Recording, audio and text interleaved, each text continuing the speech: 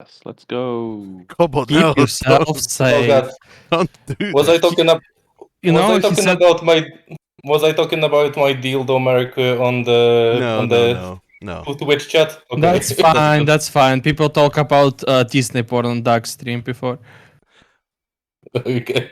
Well, with that, we begin today's game of Secret of the Sands. A lot has happened, both in and out of the thing, so let's catch up with the events thus far, which, because I'm a silly dum-dum, I didn't write them down, so let's work this from memory.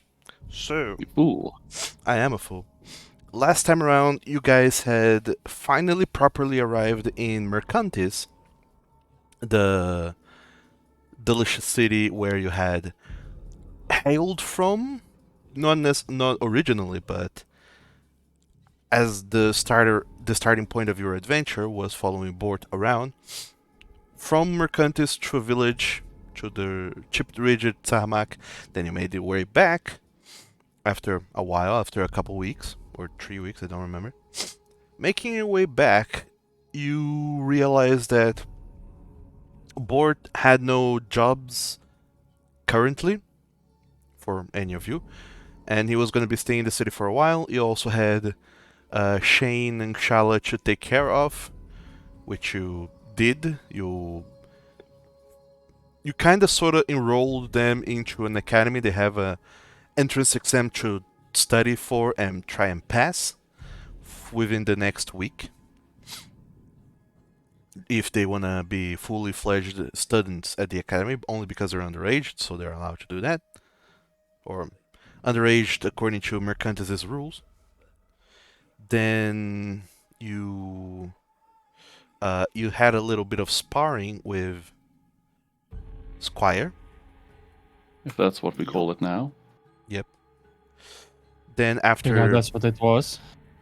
after doing that, or before doing that actually, you had rented a place. You found a delicious hobgoblin by the name of, I don't believe you care for the name, but the person has a name.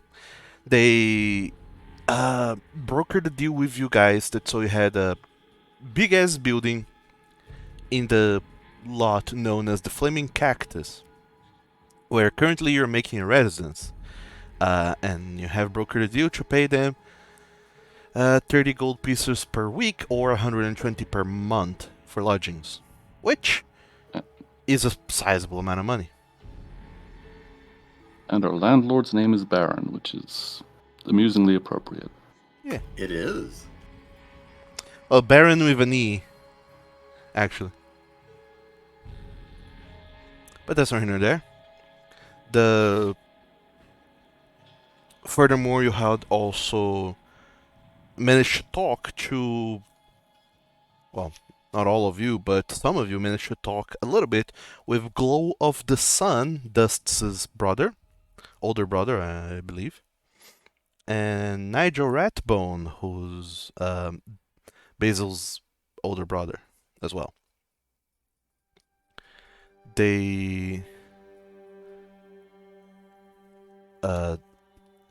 kind of talked a little bit about their situation being citizens in Mercantis, like fully fledged citizens, and then you realize that being citizens doesn't necessarily mean you have won at life, because there's degrees and degrees of citizens. And they happen to be... Kevin Bacon. Say what? 7 degrees of Kevin Bacon. And they happen to be at the absolute lowest degree of being a citizen of Mercantis, which is not particularly great. It's great that their lives are solved to a degree, but it's bad that they don't have the influence to pull other people, sponsor other people as to become citizens of Mercantis as well. In other words, they are citizens, but they cannot uplift any of you into Mercantis citizenship. So, for all intents and purposes, you're still on your own devices, trying to figure things out. But that's not a problem. You looked into selling the mummified corpse you had, or fossilized corpse you had. Yep. And you managed to do it. You met with a professor at the academy who runs the library, one Haria Aris, who... Oh. I misspelled it in the intro, the recap, but that's not here nor there. Haria Aris, who's a woven, who decided that you guys seem to have some conviction behind your words, and you were worth the risk of putting a little bit of his own funds into sponsoring your endeavors, by which I mean sending you off to abandoned dwarven ruins nearby, with the hopes that you would explore it, find stuff, and bring it back. He did, however, preface by saying that the ruins are being used as a checkpoint for a group called the SSS, the Spade and Sickle Society, who are treasure hunters who don't seem to uphold any kind of good morals. They are chaotic AF, and they will murder if they can to get their hands on delicious treasure. Being the adventurers you are, you recognize that as the beck and call of adventure, and you set off on your own through the desert to make your way towards this abandoned dwarven ruin. Getting there, you met with some people, or rather, you didn't meet with them, you saw them, but using the cover of night since you arrived later in the day, I believe. You use the cover of night to mask your approach, thusly making it particularly hard for them to perceive you. Using that as your cover, you sneaked into the building. You explored the basement floor of this settlement that has been carved into the sides of the walls of a canyon. And exploring further inside, you noticed some weird symbols spread around, apparently left by the SSS. But more so than that, you overheard conversation where they mentioned that they were unwilling to go down into the flooded underground. You took your opportunity to sneak past all of them and start to make your way underground, which you did, and just as you found a set of stairs and you went down it, you ended up seeing a flooded corridor. And that is where we left off. Unless anyone has anything else to add. Oh, I think that was right. Yep. Alright, so... everyone, please make sure that you have your hero points back. My what? Inspiration. Your inspiration, that's correct, sorry. That's what it's called nowadays? We're going to be Yes. sued by both Paizo and Wizards of the Coast for getting it wrong. Yeah. It's a double We'll sue make our situation. own game now. It's blackjack and hookers. I'm working on it. So, I'm going to assume everyone has gone done did that. And Yep.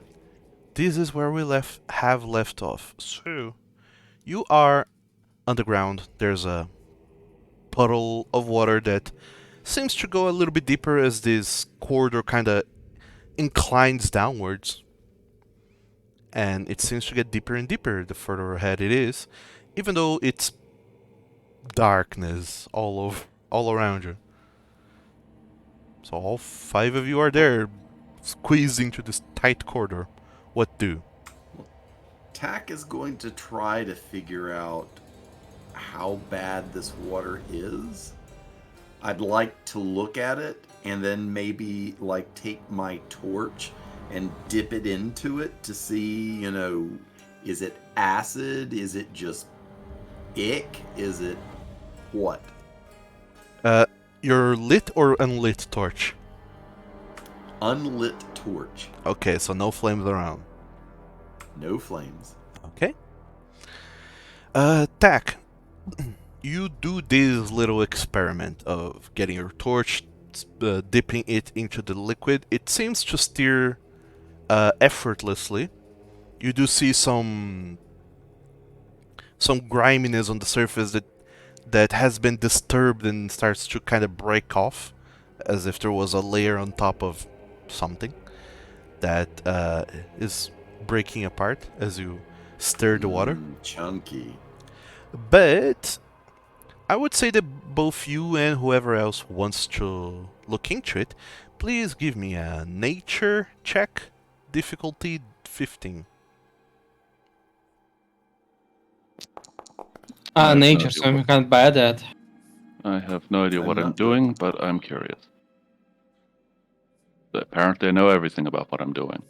You do? So do you. Basil's not here. Dust, I assume you're leaving them to their own devices, right? Well, I wanted to check, but I'm restarting Foundry because my I posted a screen crop. Something is wrong with my Foundry a little, so I'm trying to just restart. If you could roll for me, maybe in the meantime, then. But I was very interested in checking. Oh sure. I did update the game this previously, so I might have screwed something up. I apologize for that. Most likely found the cache, just it needs to reload. Yeah, try to reload with Control F5. But Dust, as part of Okay, your I'll do that. check, you roll a 13. Okay. So I would be using my own finger, by the way. okay. That explains why you Ooh. failed to check. So Tack, it's hard to tell anything just by putting a torch into it. A wooden stick into it. It doesn't really give you much information to go on. It's kind of iffy. And Dust, you put your finger into it, and it's surprisingly cold, the water. And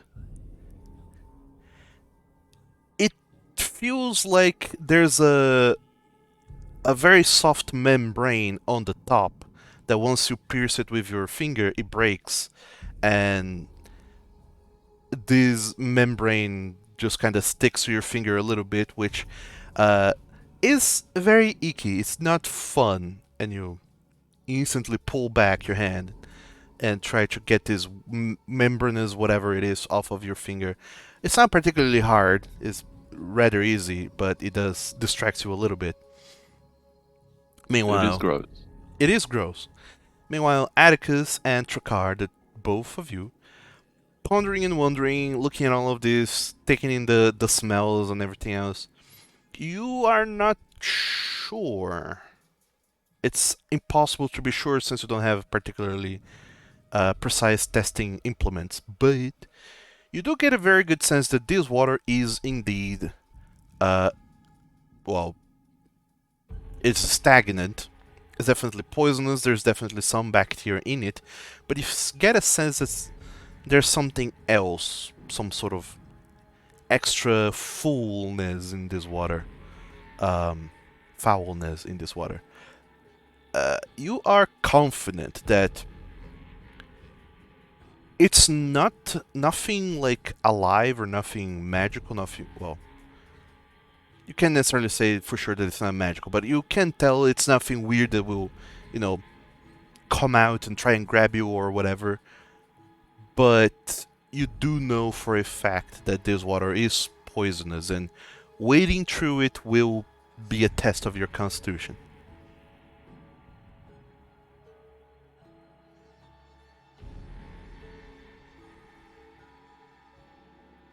I see. You It's are able gross. to discern that much.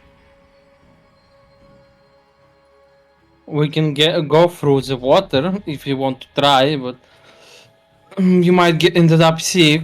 I don't know how deadly this poison is, but that's an option. That Doesn't doesn't seem like sound too acid. Doesn't great. seem like anything in it that's Yeah, it won't making it this outright way. kill us. No, but we'll be contaminated, and after if we dare to go in this way, every one of us will need like a week of shower. Oh wait, prestidigitation exists. Never mind. Some things are beyond prestidigitation. Well, at least it will remove whatever is on us Fair enough. after we're done with splashing in the disgusting water. I could try climbing the walls and see what's around, but I wouldn't want to slip and just fall right in there. Can you I don't try know. climbing on a ceiling? I think you can reach it. The what? Sorry. Climbing on a ceiling. It is possible, yeah. You looking around you. Sorry, I choked on my water here. It is possible to climb up the walls and explore that way if you want to, Dust. You will be avoiding touching the water, but you're the only one who's able to do this. Is that rocks over there? Yes, you are able to see that at the very far end of the corridor. You consider this corridor splits two ways, to the left over here and to the right over here, but at the very end you can see debris and fallen rocks that are completely covering up a passage.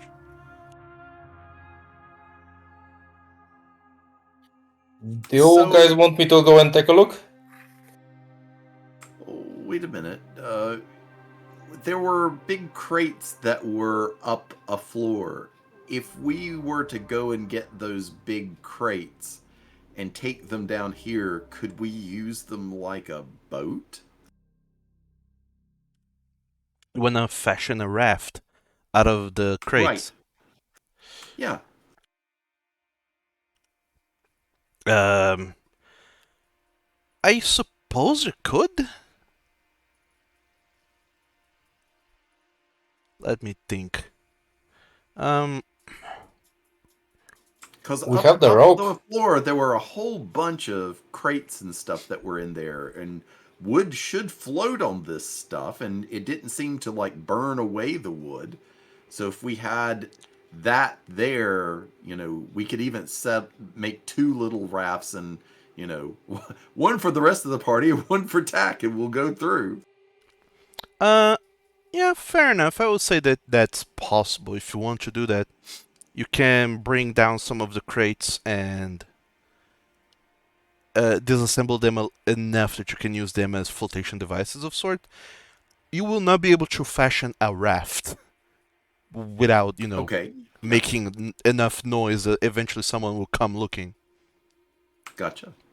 Well, I'm going to go and get the crates and then bring them back down so that we can have like two little rafts that are there. And I've got a crowbar and a hammer. So, I mean, I know I can't hit them hard, but I've got rope and we can tie the stuff together and then float it out. If it's, I think you might be too loud. We didn't remove the people, so they might hear when you start hammering on something. Well, but down here, It's still in the building. Yeah, true. it's even with all the doors closed, it's noise and it could be heard. It's more difficult, but it's doable. Sure. And however, Dust had offered to also go ahead and scout it out Yeah, to look. the ceiling. Yeah. I mean, give it a try. See what's out there. Yeah, you can do that while we're putting together While a we're trying raft. Okay. So, Dust, you and yourself alone, you go ahead through the ceiling and you can see a few things. First, that at the end of this corridor, the one that branches left, it keeps going and branches off in two directions, and you can see that after a few feet, 20 feet, there's no more water. So that's solid land you can step on safely. And continuing ahead, there's another corridor with a door, and you can see that like pretty much 3/4 of the door is underwater. You imagine that whatever's on the other side is also completely flooded. Okay. So if I understand correctly, the water level is higher than the height of the boxes, probably. So we probably wouldn't be able to just make jumping platforms through this length, right? Not quite, but the wooden boxes they would float on water. I see. Got it. Okay, I'm gonna go back and just convey to the rest of the party what I saw, and that would help bring in the boxes and making the raft. All right. So all of you then go back to the upper floor, where all. No, right there. Oh yeah, where the boxes are. Yep, we get some boxes and push them down. Mm-hmm. You start working your way through all of these boxes, pushing them down to make a um, a makeshift bridge of sorts, but also flotation devices that you can all step through it. And I would just say, who is the one who's doing this endeavor of breaking apart the boxes? Because whoever it is going to make a stealth check. Difficulty is 10, but still you wouldn't make a stealth check. I'll try to do it. My dexterous hand will get them out without doing much noise. Sure. So Trakar, you grab onto the crowbar and you try your best to break apart every lid from those boxes without making too much noise. Give me a stealth check. Difficulty is 10. Oh, wonderful. It's Wonderful indeed. incredibly easy. You you break apart the boxes, you take off the lids, and in moments you have the whole thing ready. Plenty of planks that you kinda, all of you guys, you strewn across the surface of the water, making little platforms that they do sink a little bit when you all step onto them, but not enough that your whole body is underwater. It's only soaking a little bit of your boots on the outside, but thus far it's fine. And thus you're completely dry because you can just go around the walls. You're just And- parkour your way there.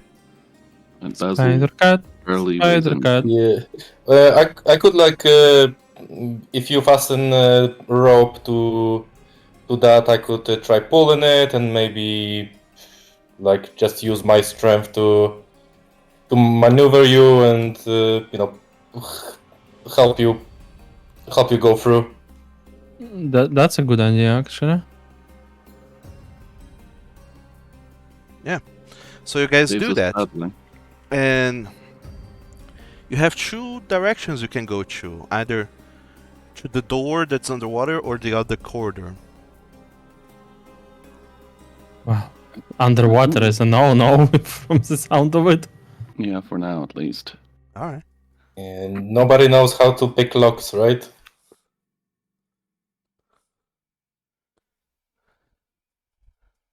Well, Well, I have I- lockpick tools. I can pick locks. I just don't have lockpicks. here you go. Wait, why do you know how to pick locks? Why not? Damn, that's the reason. I have thieves' tools.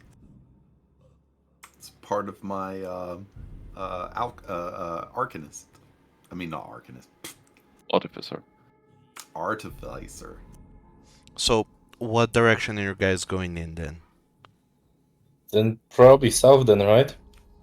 Alright. Just as a reminder, you guys can move the party token. Let one person do it all, or it will be all over the place. Unlimited power. So, following down that corridor, you get to a path that goes two ways, both left and right, and you can hear some rumbling noise coming from the path to your right, therein to the west. You hear noise coming from behind that door. Well, we shouldn't go that way. Let's go this way. The noise sounds familiar. It's nothing. It's not the noise of talking or people walking around. It feels like Earth is moving. Earth Elemental speaking again. Well, I mean, we can peer in if you want to look. Let's go the other side first. I mean, Alright. does the door have a keyhole?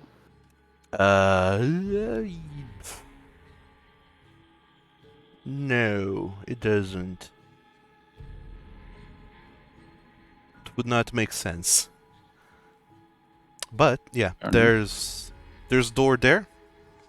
You Yeah, hear we're no gonna go this way. no noise whatsoever coming from that side. And walking into that room, all that you really see is just a bunch of stuff strewn around. It's a mess. Yeah. Are And those real skeletons or just... oh yeah, absolutely. no. You see They're skeletons there. Probably not living skeletons, I hope. Nay.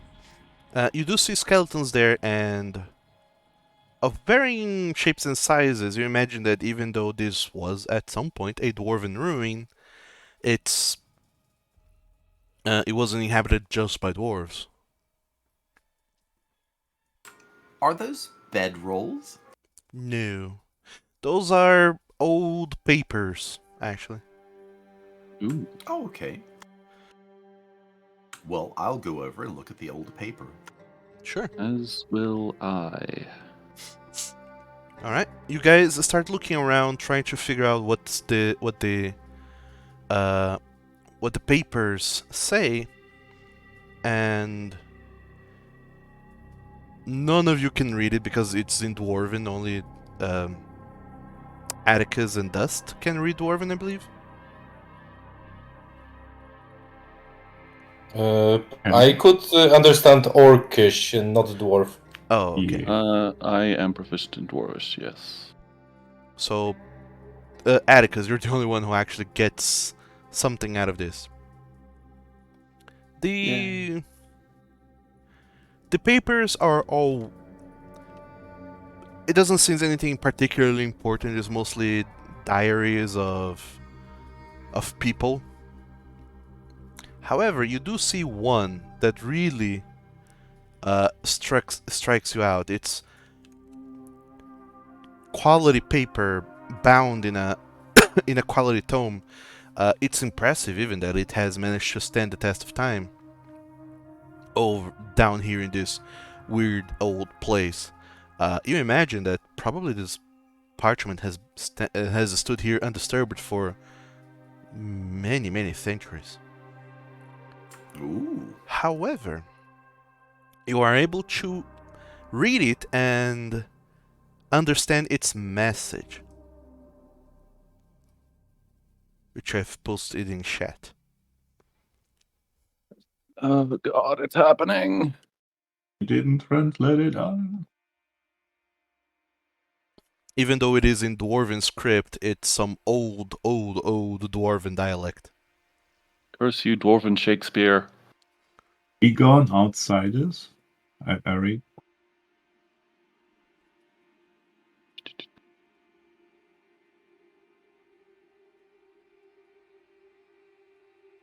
Yes, this is some... Stone unique was cursed, so exit. I think that's an exit. Rest, poisoned, the Sealed water, exit. and doomed. I don't know whatever runion.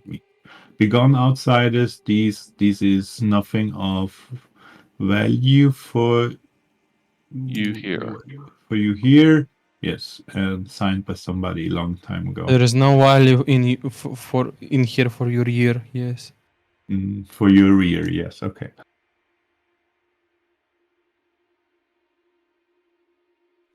So I know what Doomed Avarian is. Is that a name of a place?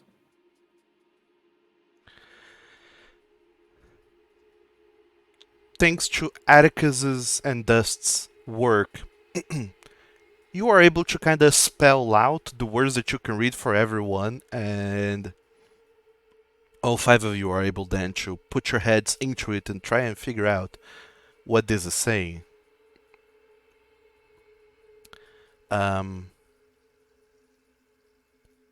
Though you don't think that there's any names there except for the very first line and at the very end, everything written in the dash.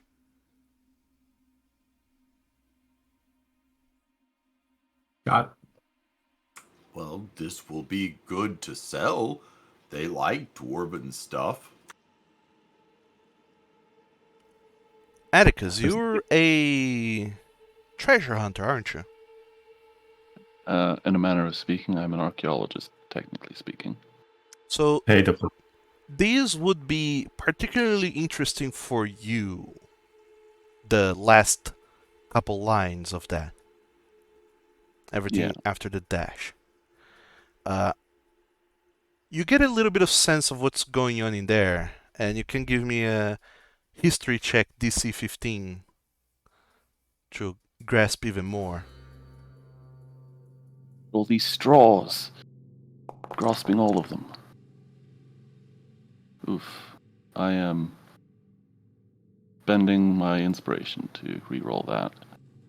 Alright. History. Let's go. There you go. So, you are able to understand the last couple of lines, right? Yeah. Are you referring to the Begone Outsiders part, or the part that's clearly signed and dated? The part that's signed and dated. Yes. Priest Dura, 14th of Calistral, 377th year of the Kopagan dynasty. Yeah. You know from your archaeology expertise that the Kopagan dynasty was a very old dynasty of dwarves that inhabited the Narenchi desert region forever ago. The dynasty doesn't exist anymore. As a matter of fact, no dwarves exist anymore. But it is rather annoying that instead of signing it with, the year notation that we all use nowadays, they're signing with this odd year notation. Maybe our years went by different ways. Well, considering this calendar that we're currently using is at most 1016 years old, it's possible that if this is sufficiently older than it, that they would be using a different one. However, you do know a thing or two or three about the Kopagan dynasty. Mostly that you do know, like, the history behind the calendar that you guys currently use. Year 0 was the year of the Atlera Charter, as they call it, which was a event that happened forever ago, about 1016 years ago, where, A coincidence. right? As the stories go, some people from the Beguiler's orders have managed to gather, in their 7th try, managed to gather a bunch of people from different kingdoms together to come together to a place, marry a bunch of noble houses, and have peace for a while, and start looking towards trading instead of warring so much. And many attempts like that has been done before. As a matter of fact, 6. And this 7th was the one that actually went through and became the year 0. Because as far as the stories goes, the charter was signed by every king and noble at the time, and it is said that the gods themselves witnessed this act and left a mark on the charter, which was a sign that the gods clearly approve of this. However, this has happened over a millennia ago, and the original charter has been stolen. No one knows where it is, and the people Let's go find the Declaration of Independence. the people who have it, or claim to have it, only has a replica which doesn't have the divine mark.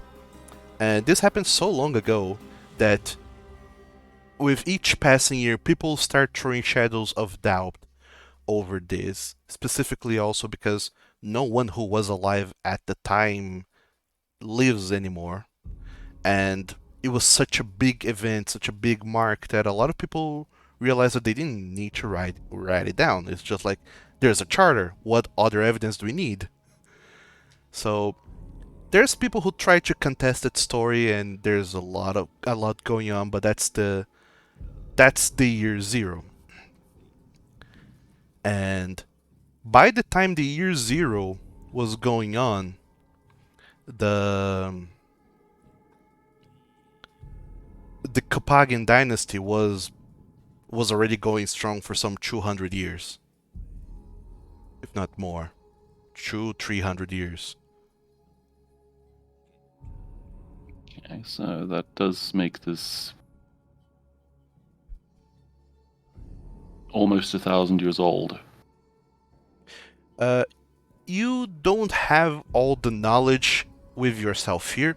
If you were back at the library or somewhere with proper resources, you could pinpoint exactly when this was written, but other than that, you do know that this document has been sitting here for 1,000 years, give or take. But it's important, and it's probably expensive.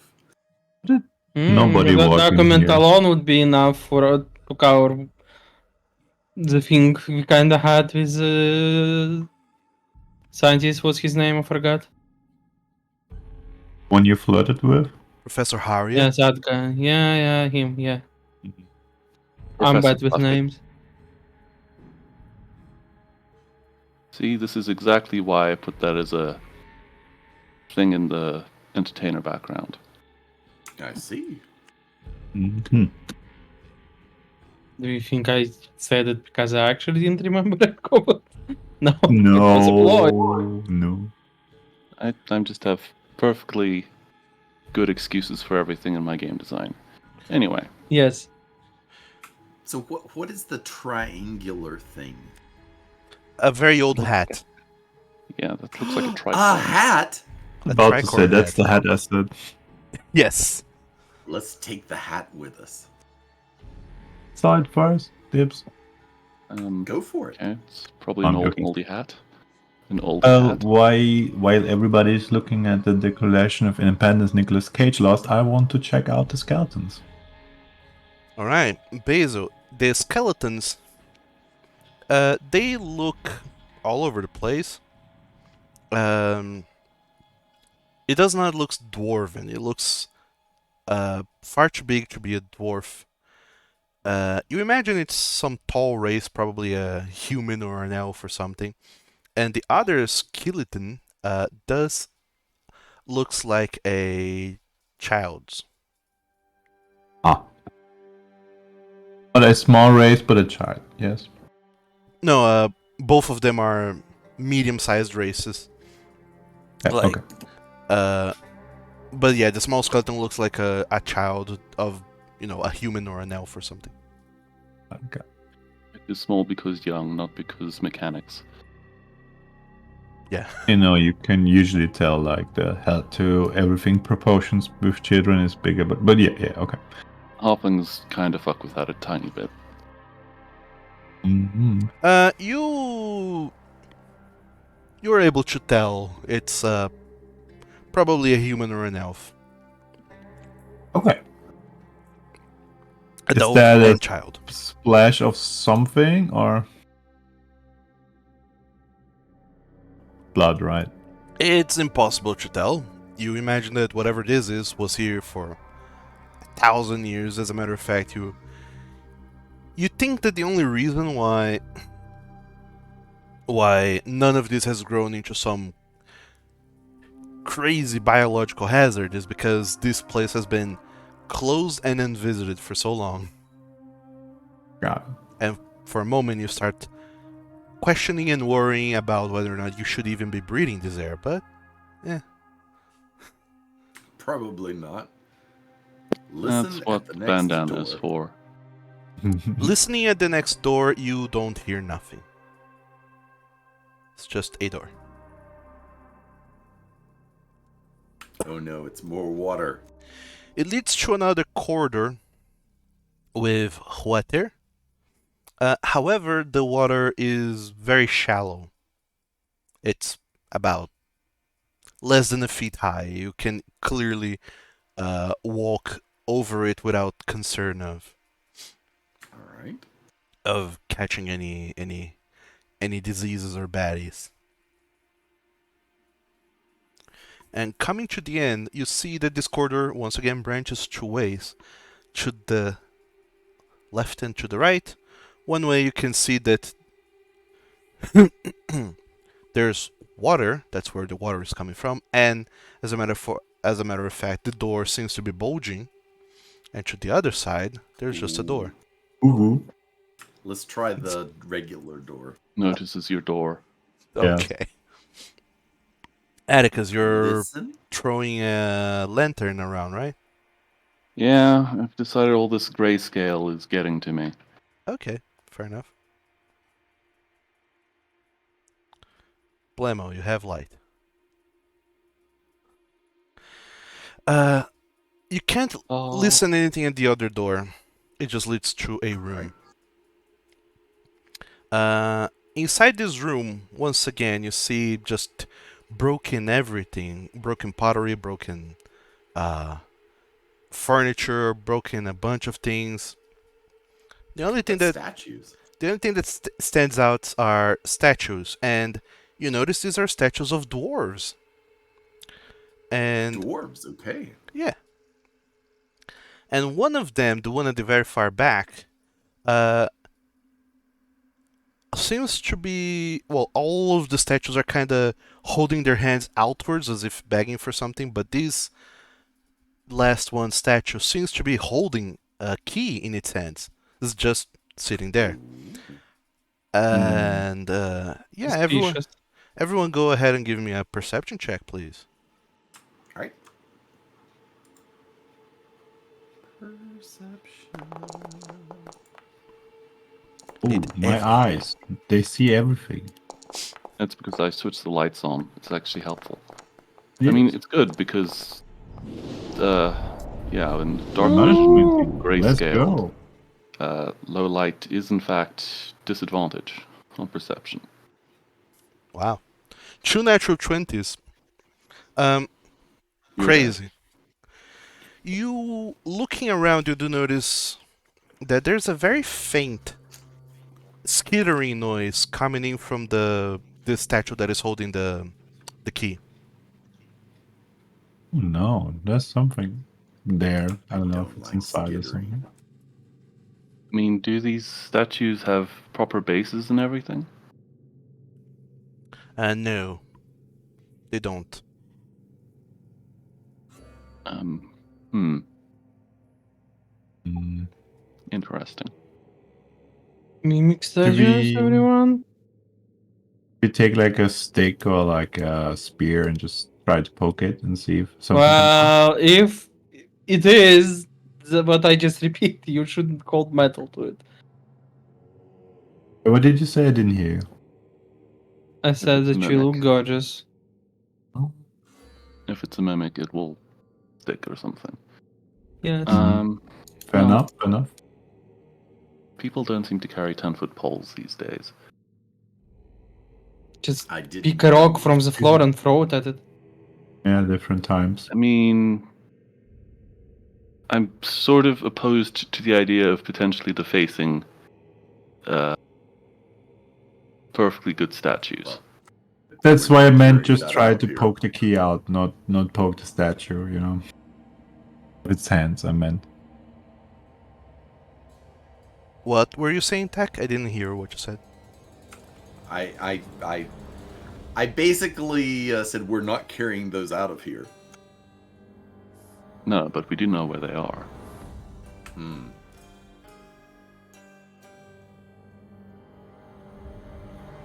Um,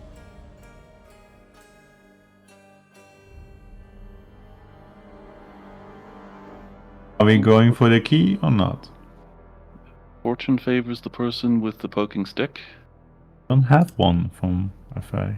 Right. I can shoot at it with a crossbow, I guess. Key, I mean, not the statue. Oh, okay. Oh, if you miss, you hit the statue. I'm just gonna I'm just poke the key with a crossbow bolt. You poke the key as in trying to just move the key and see if moving it around does anything? Yep. And shooting it out of the statue's hands, basically. Okay, you're trying Get to away from the statue. You're trying to Oh, remove I the was key just- then. That's what you're saying. Yes. Okay. Who is doing this, by the way?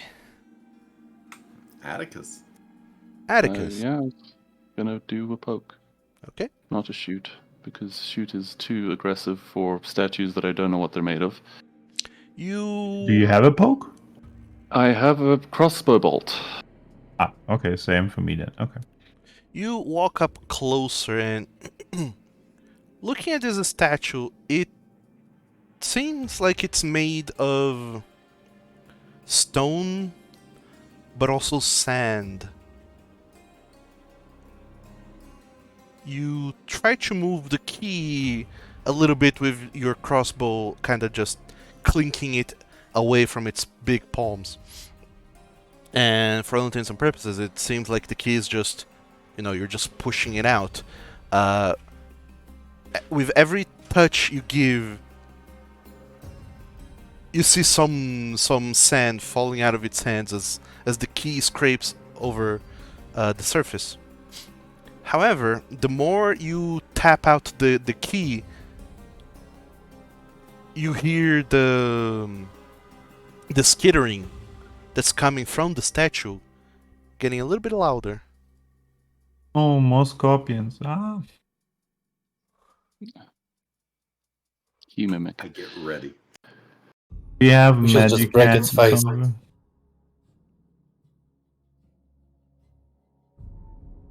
Well, I will continue pushing despite the noises. I'm readying myself for combat. Okay.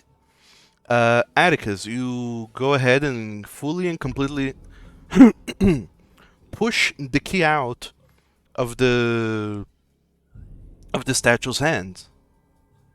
I assume it falls on the ground. Right? Yep. Okay. So as soon as the key is pushed and it falls out of the ground, you all are taken aback by this statue moving, lowering itself to grab the key and stand back up, holding it in its hands again like it was doing before, shaking a bunch of sand as it does, and you hear some rustling of grinding of stone on stone as it does. And the statue goes back to its position, holding its hands out with the key in it. Is Oh, the noise I'm that's hearing weird. clockwork? No, it does not sound like clockwork. It sounds like the skittering of bugs. Very strange. Oh. Burn it. Do you have something else made of metal that you could trick it So we take the key that it's holding, but give something else for it to hold and Let's trick do it, an maybe. Let's do an Indiana Jones. Yeah, exactly that. We could use the bolts, I guess. Crossbow bolts. I think they're around the same weight and size.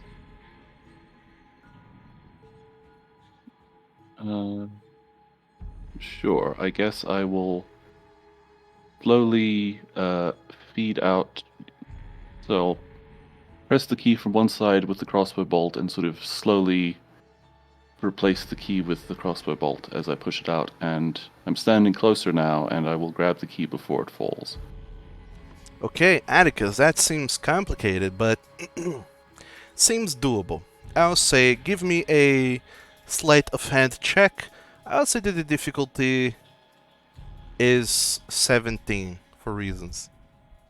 Have at you. Love reasons. Let's fail. Oh, yeah.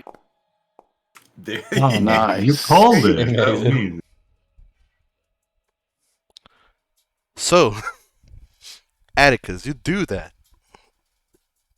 And you push out the key with the crossbow bolt, and you hold out your hand to grab the key, but when the key falls into your hand, you realize that it's much heavier than you anticipated. And you grab it. This is such a heavy key. It's actually a key made of stone, even. It's surprisingly heavy. You grab it, no problem. But the statue immediately closes its hands, snapping your crossbow bolt, and looks at you, or faces towards you. And so does the other two statues in the room. Oh no! They're not letting you have it. So, I believe this is time for combat. Oh no. Mm-hmm. Let me drag out your tokens. Coming. I So, believe you've done this. Atticus, you should be there. Basil, you were close-ish enough, I believe. Yeah, I wanted to give it a try, but no. Dust was also there. Tak, I believe you were a little bit further out. Further back. Yep. And Trakar, close-ish enough. I assume there would be a good place. There we go. Green's all black. Say what? There we are. Okay. And there does happens to be 3 statues that are unhappy with you all. And they, Boy, do they look it. They do. yeah, they attack. I'll say that the quote-unquote the punishment for rolling a natural one is that you have disadvantage on your initiative. Everyone will roll a dexterity check, straight dexterity, with disadvantage. Please go ahead and do that. A 1. Too much disadvantage.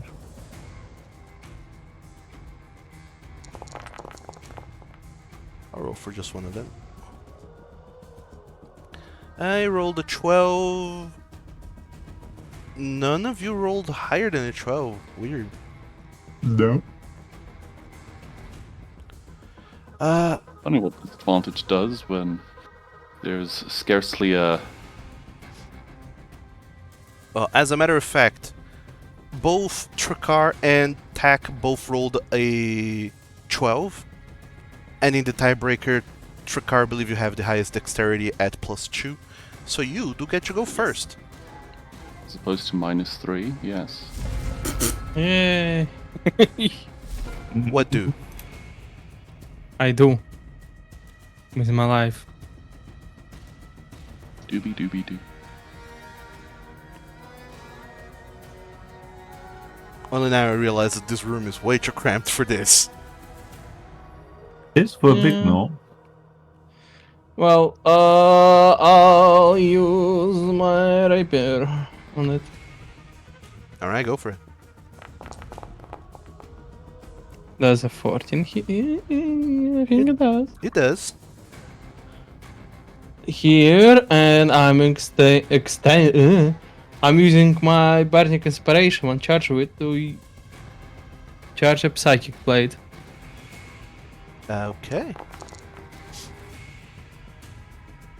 So you're causing 9 psychic and 3 piercing. Exactly. Okay. It will take the 3 piercing and the 9 psychic. Hmm. All right. I think that's it for now. I could Oh, move, but I think my location is good enough. That's a different kind of concerning.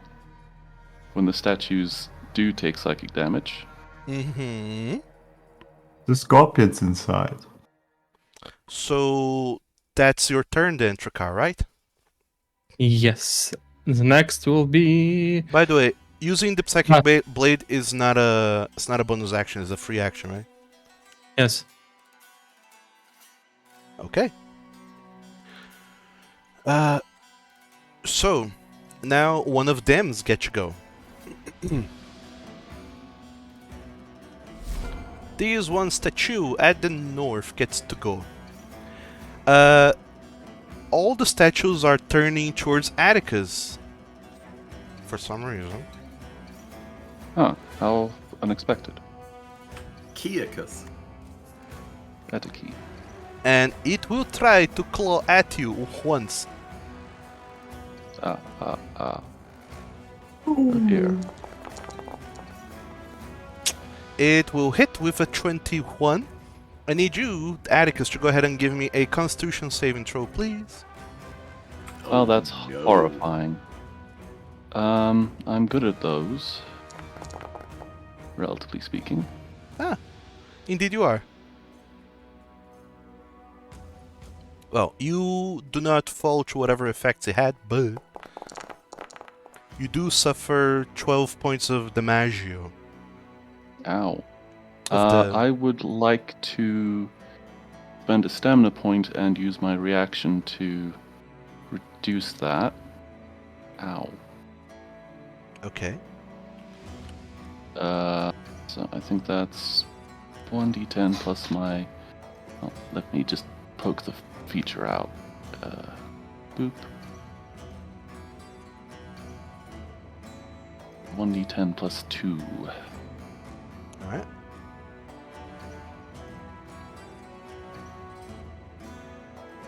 So it's 12 points of damage reduced by...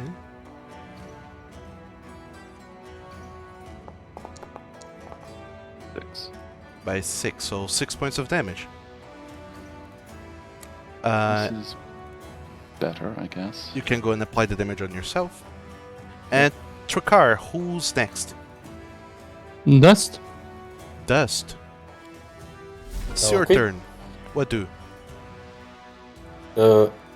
I'm going to shout out, "Watch out, Basil!" And I'm going to do a round kick right over Basil's head and into the statue's stomach for an unarmed attack. Mm-hmm. Go for it. Just duck. Oh, don't forget to target the enemy before you do that.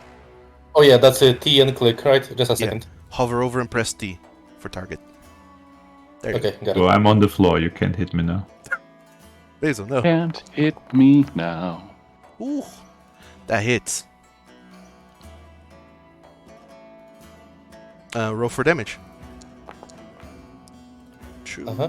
plus 3 is 5. Alright. The statue, whenever you do a roundhouse kick on its stomach, you see that the place of impact cracks, and these cracks expand all throughout this statue's body. It seems vulnerable to bludgeoning attacks, apparently. Nice. I'm going to spend my key point for another 2 unarmed strikes. So I'm going to twist yet again and strike it a bit higher in the chest with my other leg. Mm-hmm. Go for it.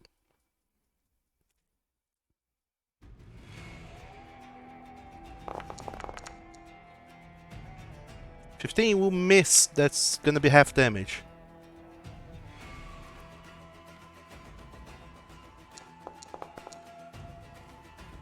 Alright. Yeah. And so that was your first and, attack, and now you get your last one. yes. So I'm basically going to do it for the third time, just like a tornado for the third strike right at its neck now. Sure, go for it. Wow. How many legs does he have? Yes. He's doing the Chun-Li move. Ye- Ooh, this hits. Yeah, roll for damage.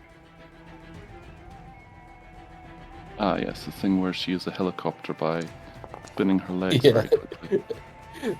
Exactly. Just twisting like a Beyblade or something. So, Dust. I Kick. On the third kick, you just pulverize this statue. It's completely turned into sand and dust and stone, and yeah, it breaks apart. And as it breaks apart, it's odd. The insides, you can see some chunky, fleshy bits that shouldn't be, and yet are. But that's not here nor there. You defeated it. Good on you. What else are you doing for your turn? would just 3-point land and that's it. That's my turn. Okay. Amazing. So, who's gonna be next? Let's let Atticus defend himself. Okay. Before Atticus goes, though, one of them goes and attacks you, Atticus. For Oh, no. some reason. If only we didn't kill the one that had already taken its turn. It's going to go ahead and try and strike at you. Ooh, it's going to miss, however. So, no Constitution saving throws, just half damage. And the damage will be... Well, I think I'm also immune to it now, so... 4 points of damage.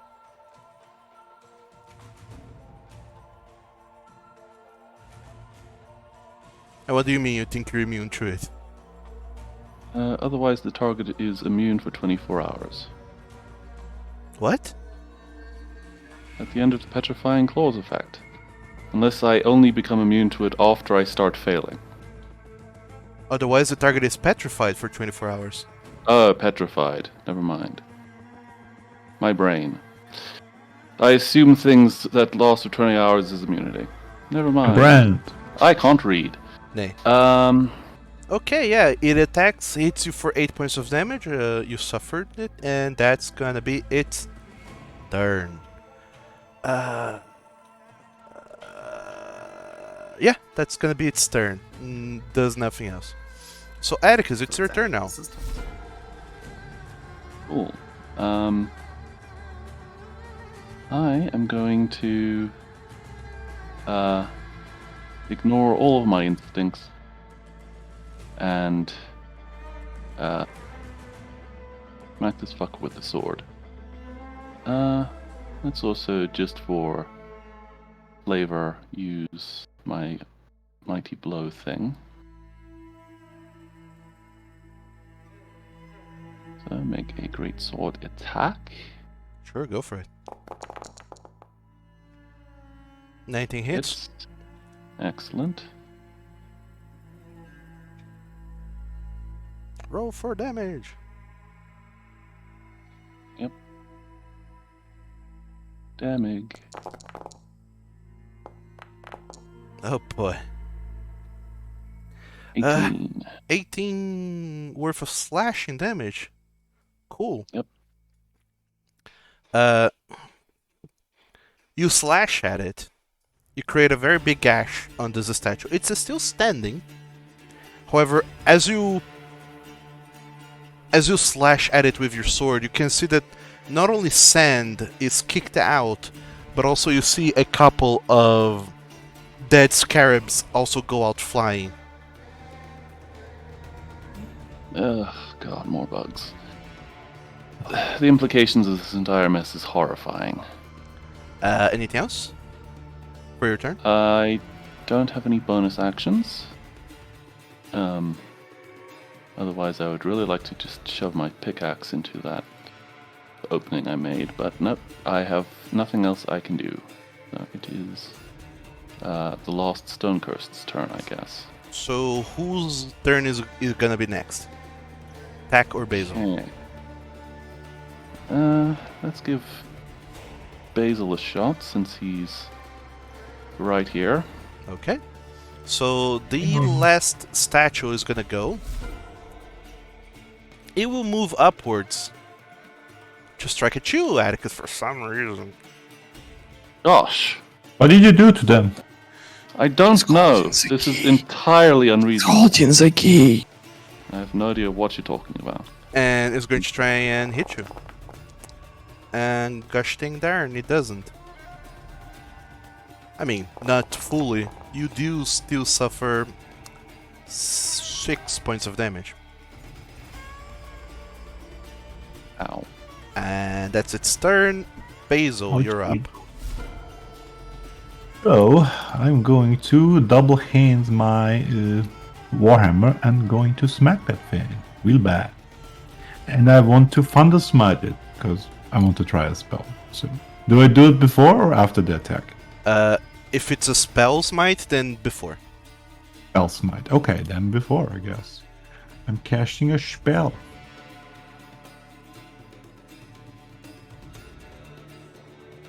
Do you need to make the saving throw? Yes.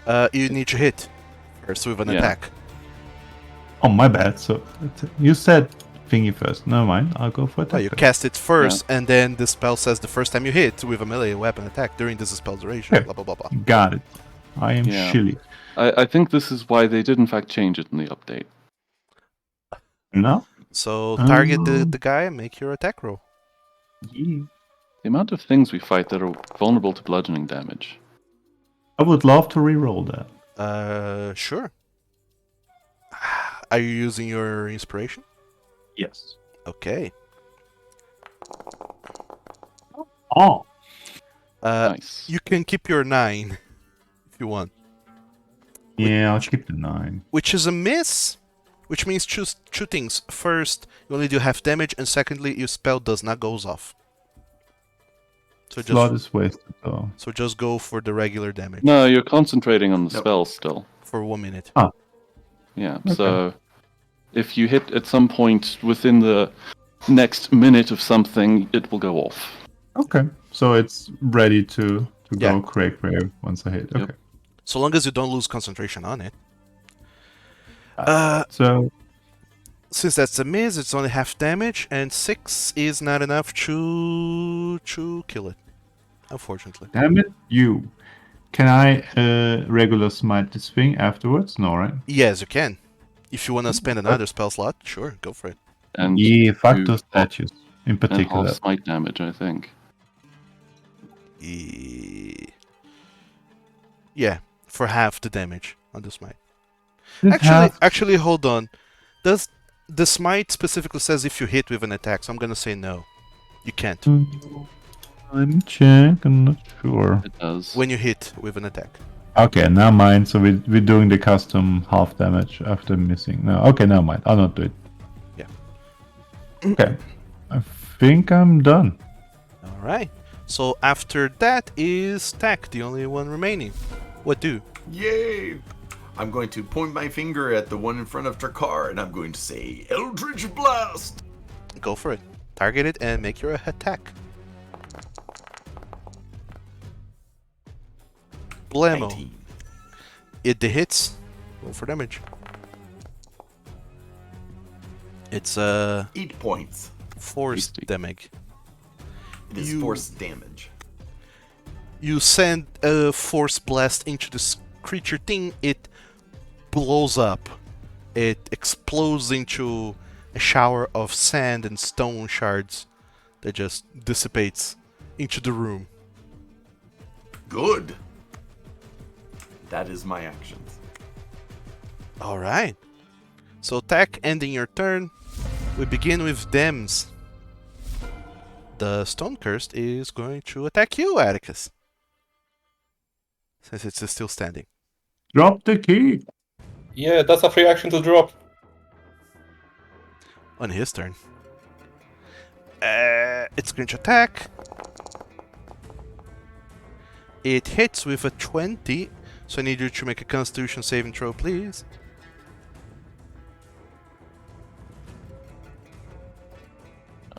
I'm dying. Help. I'm dying. Help. 11 is going Oh, to no. fail. I will give Atticus my inspiration. Okay. Tack, you throw out your inspiration to him. Atticus, you can roll this again. I really wish I had the dodgeball sound effect right now. It would have been so pointless. Thank you. There you go. You Okay. succeed the effect instead. I don't waste 24 hours of our time. But you suffer 7 points of damage.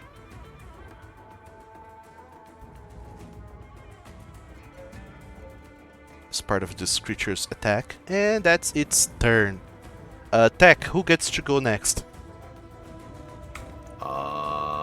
Atticus can finish it off. Alright, Atticus, you're up. Sure. I'm just gonna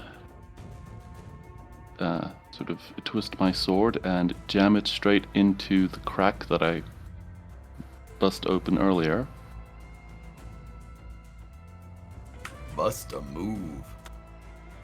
Oh no. Ooh. Yeah, that What a- super hits. What a That's a delightful move. waste. Critical hit. So with that Boy. many points of damage, you explode as a statue. You push your sword into it so hard that the top half completely just dissolves into sand, as does the bottom half. The whole statue just dissolves into sand as you do this. There's nothing left behind of the statue itself, its outer shell. Now that the outer shell is broken, what comes from within is a bunch of scarabs. We're taking What is housing inside things- the thing. What is with things exploding into scarabs? Or scorpions, or bugs in general? I know.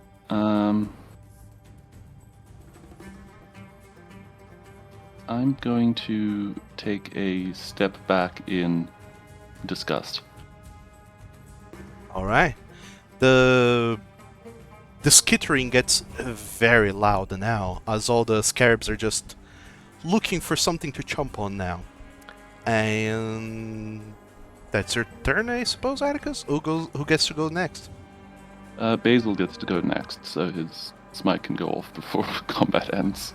Very, very thoughtful. Thank you. Basil, what do? I run up, take my shield out again, so I'm one One-handing? single handling my hammer. What? And I'm going to attack it in the hopes of helping and smiting that thing because fuck that in particular. Sure, I go hate for it. those things.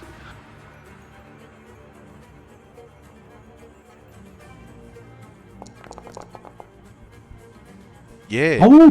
18 hits, roll for damage. Mm-hmm. You click the regular damage since you're one-handing. Yeah. 4. And now we do this smite damage. Let me scroll back up. There we go. And just smite damage, I guess. Mm-hmm. So 6 points of thunder damage, which is great. As part of hitting scarabs, your 4 points of bludgeoning is halved because you're having to smash individual scarabs with your warhammer. That takes some time. It's hard to target the whole thing since there's so many of the thing there. However, your thunder damage goes off. There's a booming blast that just sends dead scarabs flying over the room. I mean, nasty, but And Ouch. because you hit, if you want, you can also pump a smite into this. If you want. A regular It would be smite. so yeah, let's horribly fucking overkill, go. Let's fucking but it go. would be hilarious. I am adding smite to the fire. I'm fuel. Yes, I'm gonna do it. I just need to find it. Yeah, Goddamn. you just send off It's your on the features, your right? divine smite, yeah. We can either interpret this as smashing so hard down the things that the hammer makes a thunderous burst, or we can think he's smiting each individual scarab individually. I am mad enough with those things, so I'll smite them individually. All right. Oh dear. Another 9 points of radiant damage into the scarab pack. Let's go, die, die, die, die, and just here, splash, splash, splash. These scarabs seem stronger than the statues they came out of. Maybe.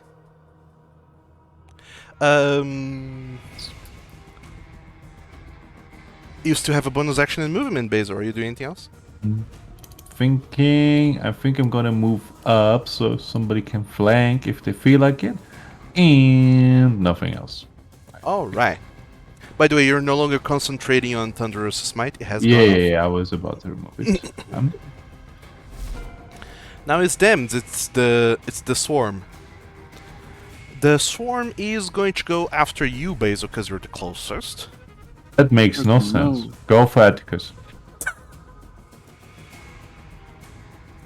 You're the closest. I'll say... Sure, why not? I'll roll 1d4. 1 to 3, it attacks you, and a 4 goes for Atticus, because he's bleeding. Okay. No, it goes for you. That would Alright, so fair enough, fair enough. It will attack you, since it's sharing your space. Now, all of the little scarabs, they're trying to cut into your skin and get inside some safe, warm place so they don't get exposed to elements anymore. They want another outer shell. Ah, gross. So, yes. Well, Oh god. Whew. I that'll have be some song lyrics for you, Trakar. it'll be a miss, a critical miss even, so they don't even deal half damage. It's just a complete whiff. And yeah, that's their turn. Basil, who gets to go next?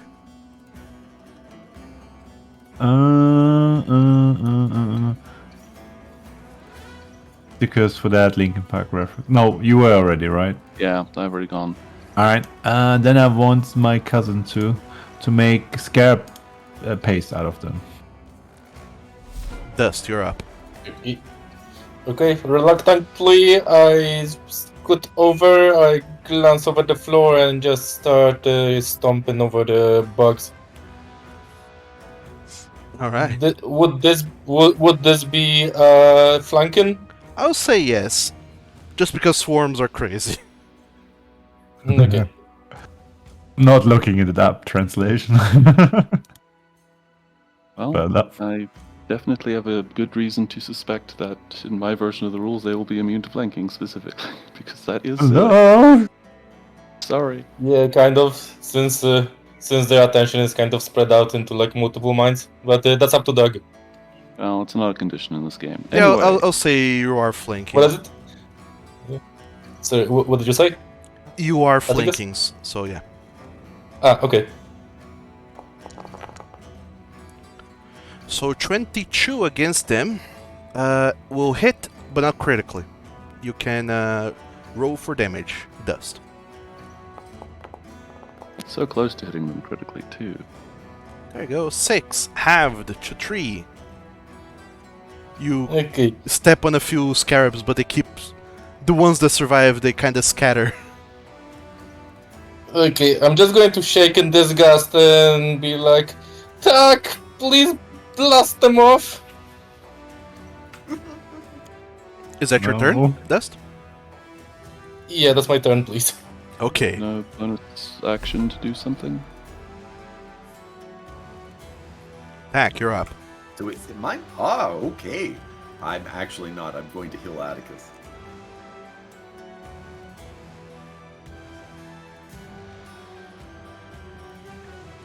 Sure. How exactly? Like this. You're not within reach, is more the point I think he's getting at. Move to there. Alright. Move over there, you touch Atticus, giving him a delicious cure wounds. 27 points back. Upcast to second level, apparently. Yep, Oh, you have second level spell slots, you may as well use them. Sure. correct. Atticus, you recover 27 hit points, which is a bunch. Yep, I'm It back is. at max. Tech, who gets to go next unless you're bonus actioning something? Atticus. Atticus has already gone. Actually, the only one who can go next is Trakar. Yes, Drakkar, hi. then. Everyone forgetting about people in this kind of initiative. So, Trakar, you're Yeah. up. My turn was a bit weird. I'll just point at the bags and say, Eldritch Blast! But you see, it's not an Eldritch Blast. It's It's amazing. vicious mockery. I see.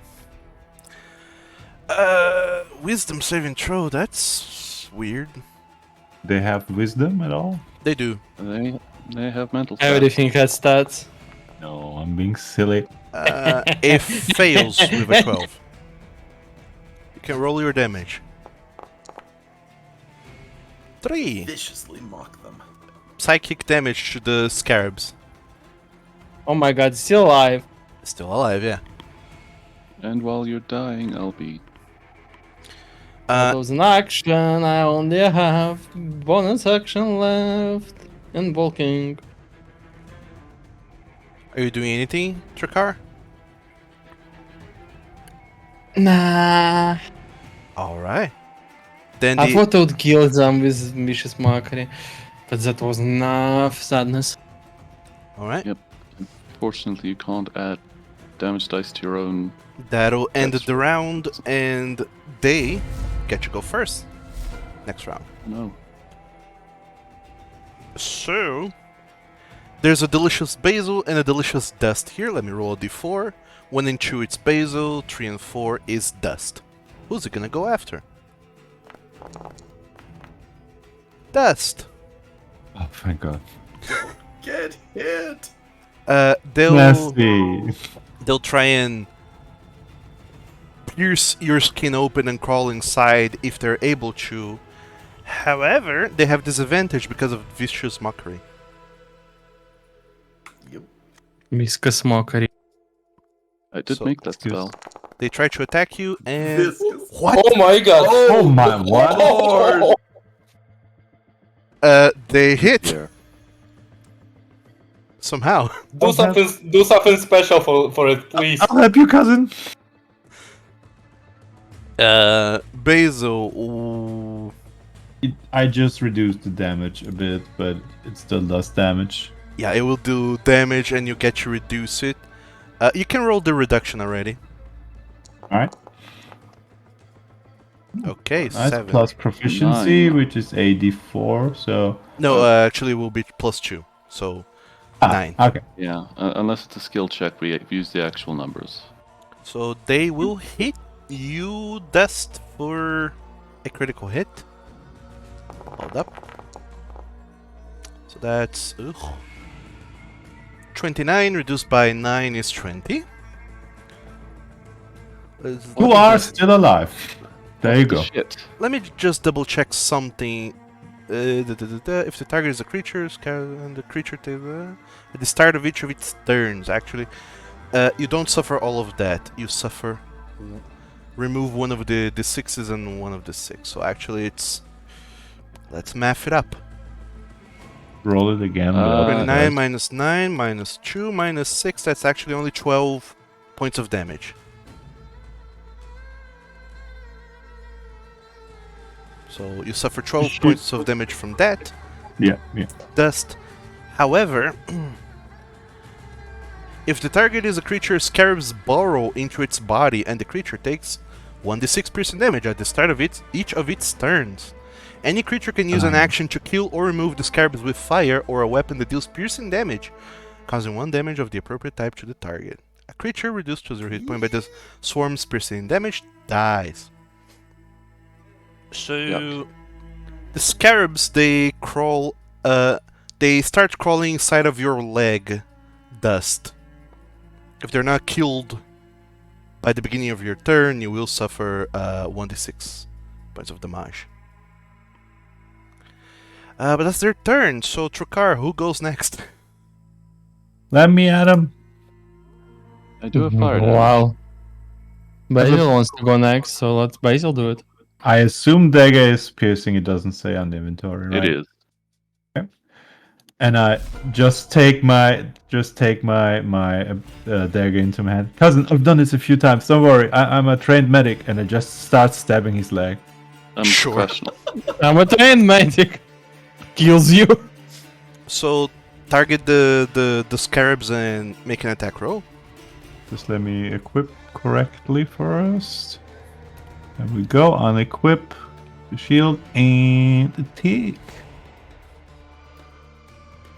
No, it's not on my thing sheet. Hold up. Need to find it. Yes, there we go. As it happens, I shout at the top of my lungs. Sure. That makes total sense. Where did they hide the attacks on this one? Damn it.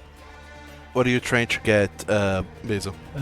A attack, but I can't find it. I was using the extra HUD from the combat HUD. If you open up your character sheet and you go to the inventory tab, you can just click the icon for the weapon, and it'll Oh, paste it out. okay. There we go. There we go. Fine. 10. I don't think you actually even need to make an attack. It just says that you've Oh yeah, remove use it an with an action. Fair enough. Oh, okay. Even better. Yeah. Do I need Not so Need- close to my crotch, please. Oh god. It's not a good place to leave scarabs, trust me. So it's easy enough, I'll say, to get the scarabs because instead of just being scattered on the floor, they're actually on Dust's leg, trying to crawl inside through a gash that they've made. Basil, you just go in with your dagger and you start kebabbing them and plucking them out before they are able to crawl too deep inside. Dust, you do suffer 1 point of piercing damage, but the swarm of scarabs is killed.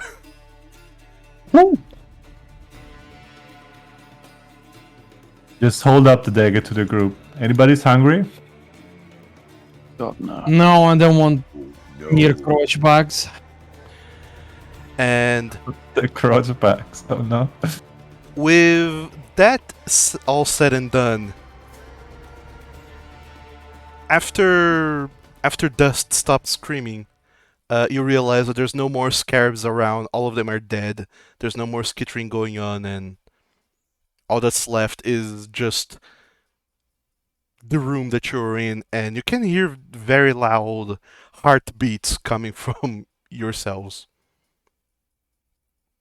But other than that, you're good.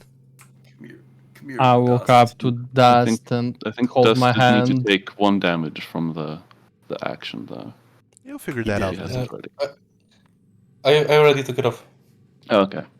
I come to Dust and I'll cast Cure Wounds on his near crotch area. There we go. No. I used to fixate on the crotch. 9 points should be enough for now. Okay, thank you.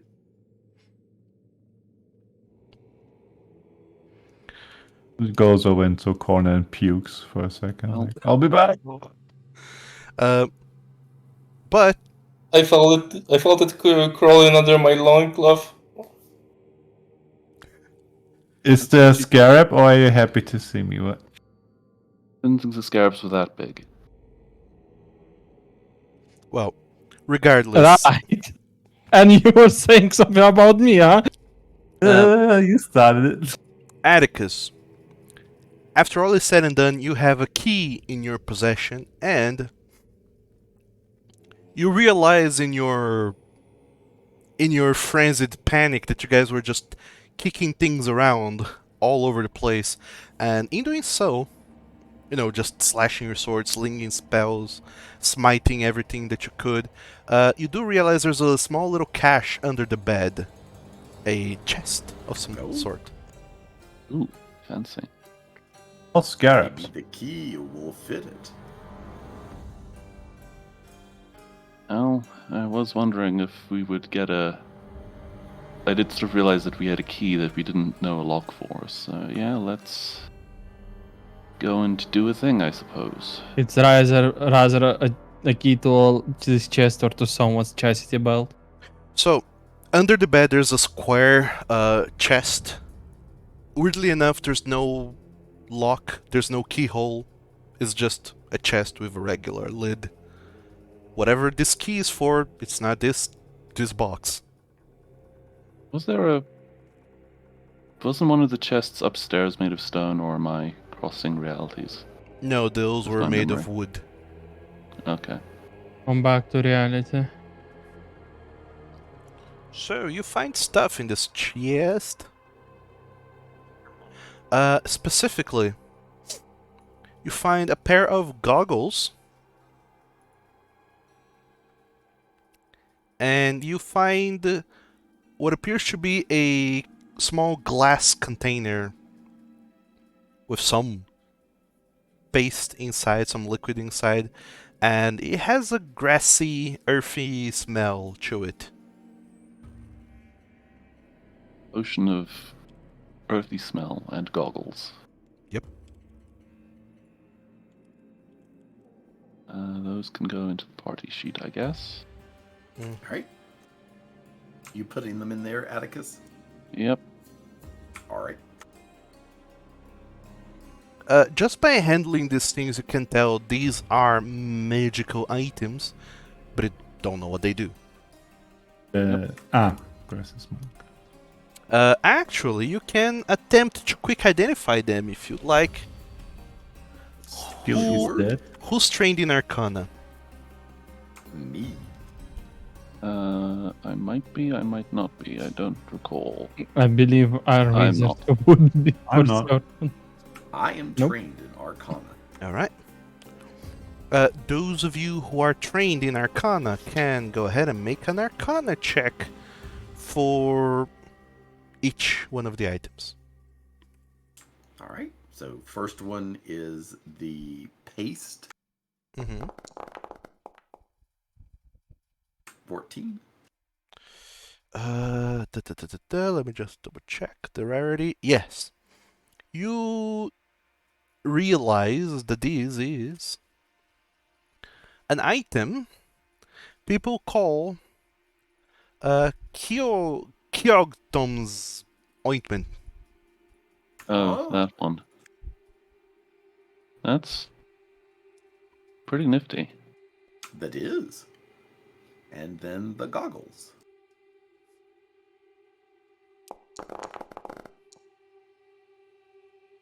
Not a chance. Well, Mm, there are only so many goggles. So let's just metagame the fuck out of it. No. As far as Cobalt. Add cobalt. I'm joking. the goggles go, you're not super sure what's going on with them, but they're magical goggles of some variety or another. Also, I believe I had already added a ointment to the party sheet. Should be there. Well, there's one there now. Well, I see you. Okay, I only see one. Weird. All of that goes on. I like to fully heal Basil with my lay on hands since we have time. Sure. Can do that. Go take those. You four mean health dust? Yes. Heal myself. No, I heal myself. Carefully. Hand of the wounded person while I'm full health, yes. Heal up, cousin. Okay, for 4 points, right? Thank you very much, cousin.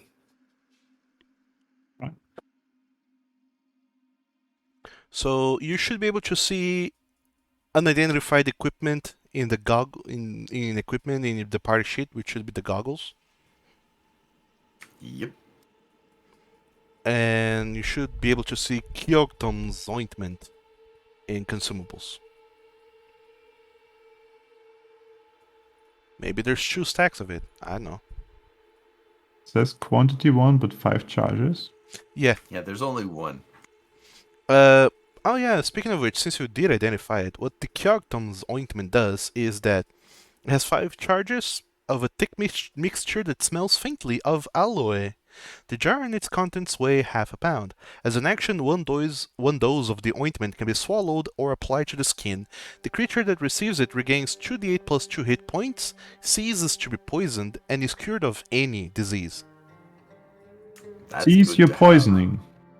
Yeah. Was a command. Okay, nice.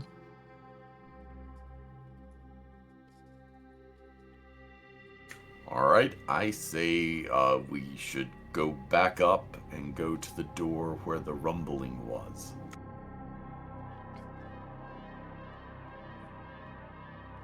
So, Sounds good. are you guys gonna keep moving then? I put us back into the party car. Okay.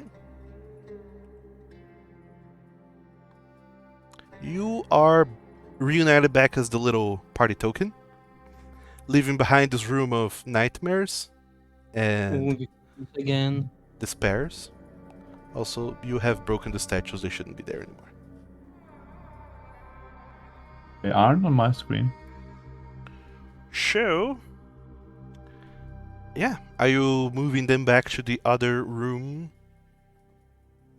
Do we go back or do we go Yep. to the room on the other side? No, I don't think we opened that door. If we opened This is the that door that's bulging. right. Yes, the OO door. Got it. So we walk back. Let's do that one last. I think there was another separation above. Don't know. What was this door? Did we hear something behind it? We do. So for It this, sounds like dirt moving. yeah, for this door you hear what appears to be the sounds of dirt moving behind it. Sounds like familiar sounds. But also you hear some very faint noise that feels like flapping of wings. Well, Mm, Can be bugs again, Everybody but different ready? kind. down to go. All right. I guess we're down to clown. I open the door. All right. So Aboard. whensoever you open the door, you see that inside there is a flying little mephit of some kind, and 2 Oh. of those Seems dusty. stone spirits you had encountered way before elsewhere in the world, but they also appear to Oh be here. yes. And immediately they take notice of you, and just as you take notice of them, and it seems like they're here to cause havoc and bludgeon the ever-living crap of whoever comes in here. I All right. say we're tourists Consult. and we got lost and we just leave and close the door. But there's a door on the other side. Damn it. Okay, fine. Too bad they don't speak, so this is going to be combat again. I Yeah. believe I heard you, Tax, saying that you opened the door. I did. So I believe that means you're the first to go into it. Why did you block the entrance with your big body? So, gosh dang it. You go first next time with my shield raised, please. So, Tack, If only we had the convenient exploding party token container that we had in the Pathfinder game. if only. That is such an essential tool. So, Tack, you're the first in. Who's in which order are you guys coming behind? Falling seconds. I'll go third. Copy set. What? Okay, so hold on, I need to find the tokens Guess I'll be first. the last one. I believe I've lost Basil's swear, token. I was not on Basil. I Was assure lost. you. I'm lost in the ether. Maybe I'm back in the other room.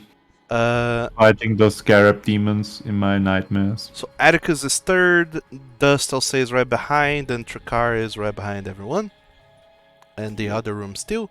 And Basil, can you see yourself in this map? No, I only see Nope. darkness before me. Ah, okay, so I didn't place weirdly. Weird. Guess I understand why. There I am. So this is the order in which you guys come into the room. And I need everyone to make a dexterity check to see the initiative. Oh, yeah. Woohoo! Not with disadvantage this time. Not with disadvantage this time.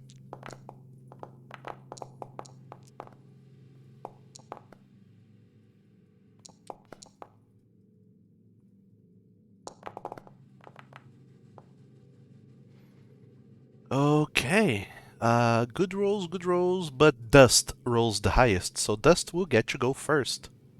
Damn, son. 22. Despite Okay. all that's going on, Tak just opens the door, comes into it, and you hear him gasping, and you know that something's awry, and Dust, you know it's your time to shine, so you get to go first as combat begins. What are you doing? Okay, so I'm going to like the Prince of Persia wall run over Atticus's and Basil's heads, then jump down between Tak's legs, and let's see if I can get to the monsters. I have 40 feet of movement, I think. Let me see. I believe so, yeah, 40, and you can move through allies easily enough. Say Basil is used to it That's and like he already 3. goes in crouching position as Dust runs over him. You shouldn't just Oh, so that's readily going to let be. someone walk all over you. Oh no, it's for the team. It's different. What is this monster again? Let just.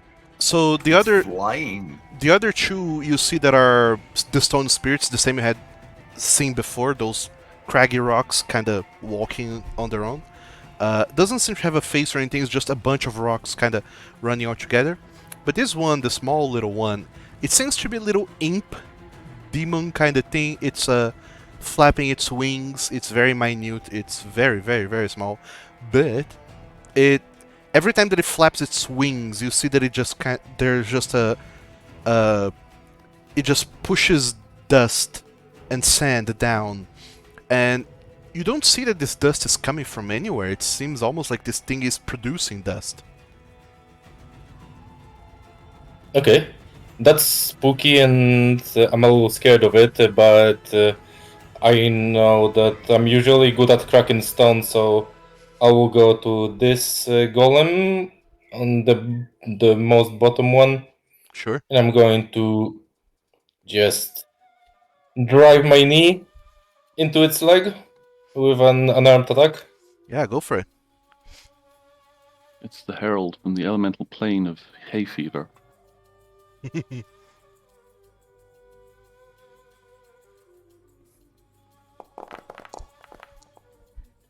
Oh no.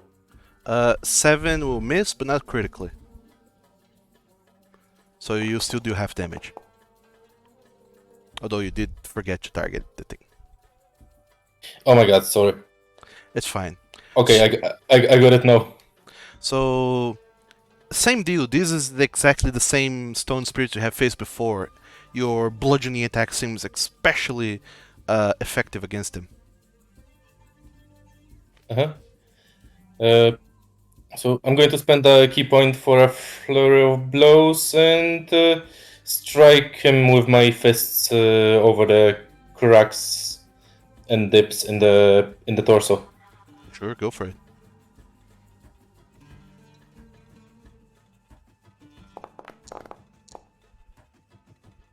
"13 just hits. Roll for damage. Uh-huh. Do you reroll choose or just once?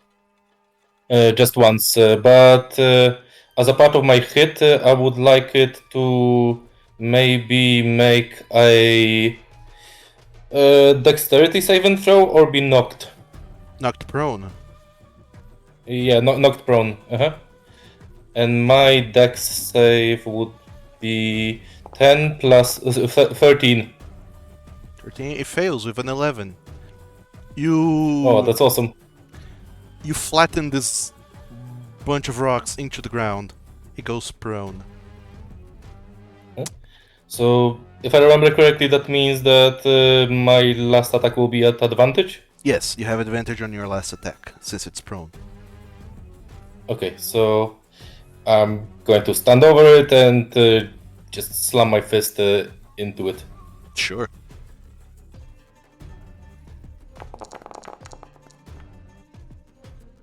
$24 is a critical hit. Nice. Can roll Yeah. critical damage on that one. Ooh, maximum damage. Oh, that's even. amazing. 30 points of damage. That's nuts. Dang. You punch the stone thing, then you kick at it in the chest region ish, knocking it down into the ground, and then you just do a downward punch with such strength that you just turn this stone spirit into dust. It Downward poofs, facing punch. and it poofs into little pebbles all over the room. It's Oh, done. Amazing. Good work, so- cousin. Yeah, thanks. So that's going to be my turn. Does anyone in specific? Does anyone want to go next? Because I don't have an idea. Well, Who I should want go to hammer next? time them with my Thunder Smite to see if Thunder is extra sufficient with my bludgeoning hammer. Okay, yeah, then go ahead then. You would be Yeah. next then. So Basil will be next, but first is one of Dems. The stone spirit would have gone, but he exploded. So instead, the dust imp will go next. The dust imp, it will see all this nonsense that is going on in this room. Not a fan. Absolutely not a fan, and it will. No, it's an imp.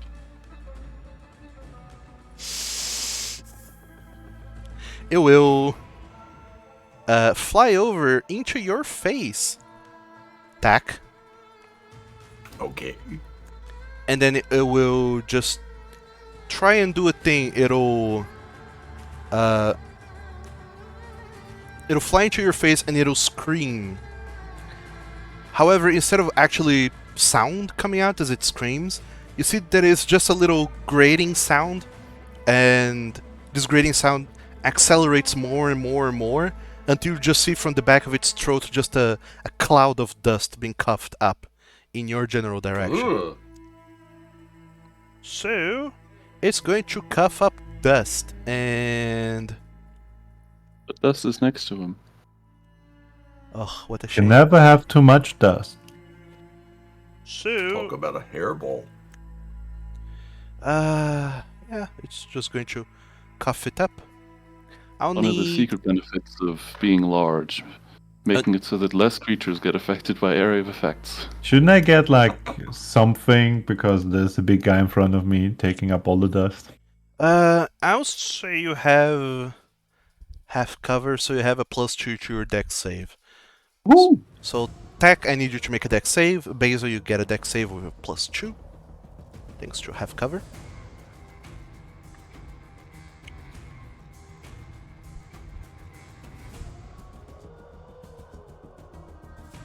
You can click the button in the chat to make your saves. I know, I just wanted tried, to but add it a didn't funny work. thing and it won't let me because Yep. I typed in +2. Ah, I probably need to do it above. Okay. Weird. It's fine. 18. Tack, you're able to not take in the dust to the face. Why did it not roll? Maybe next time in more private. I mean, what? Much like the big bad wolf, you can just blow this all this dust away. And Basil, you actually succeed. You're also not Oh. blinded. Blowing dust is very much something we do in private. I just press myself against Tack, like, protect me. Oh yeah, easy enough. Oh, mighty Yin Butt, tell me your secrets. And after doing that, the little dust thingy-majig is just going to fly into the end of the room. And it's, well, behind the other stone boy. And end its turn there. Do we get a smack at it? Yes, Tack and Dust, both of you can make an attack of opportunity if you want. Don't have one. I would like to. So target it and make your attack of opportunity. We just get one automatically. Is your reaction. It's not in the sheet, but it's an option apparently. Okay, cool. Yep. Yeah, I'll do it's one. not a class Alright. feature. You're not within range, I don't think. It's just dust and tap. 21. Yeah, it's just tag. Yep. Nothing. Both of you hit. Roll for damage. But yeah, it's not a class feature. It's lovely. Interesting. Cool. Ugh. 5 points. Okay. That's a lot. That's a bunch. This creature should not have run away. I forgot this is D&D and you can attack of opportunity. Good catch. Yep. Also wasn't expecting the goddamn wizard to smack it in the face. But Yeah, same. I'm a gladiator. here we are. Look at all that pluses to hit. Yeah, that's their turn, and Basil, as ordained by Dust, you go next. Alright, I just squeeze between Tech's leg while I go down there. I just casually slap him on the butt. Thank you, big boy, for the protection. And then I go and wield my hammer. Alright. And smack that thing with my Thunder Smite. Okay, so you're bonus actioning Thunder Smite, and then action attacking it. Go for it. Yes. Let me just quickly equip my hammer correctly. There we go. Okay.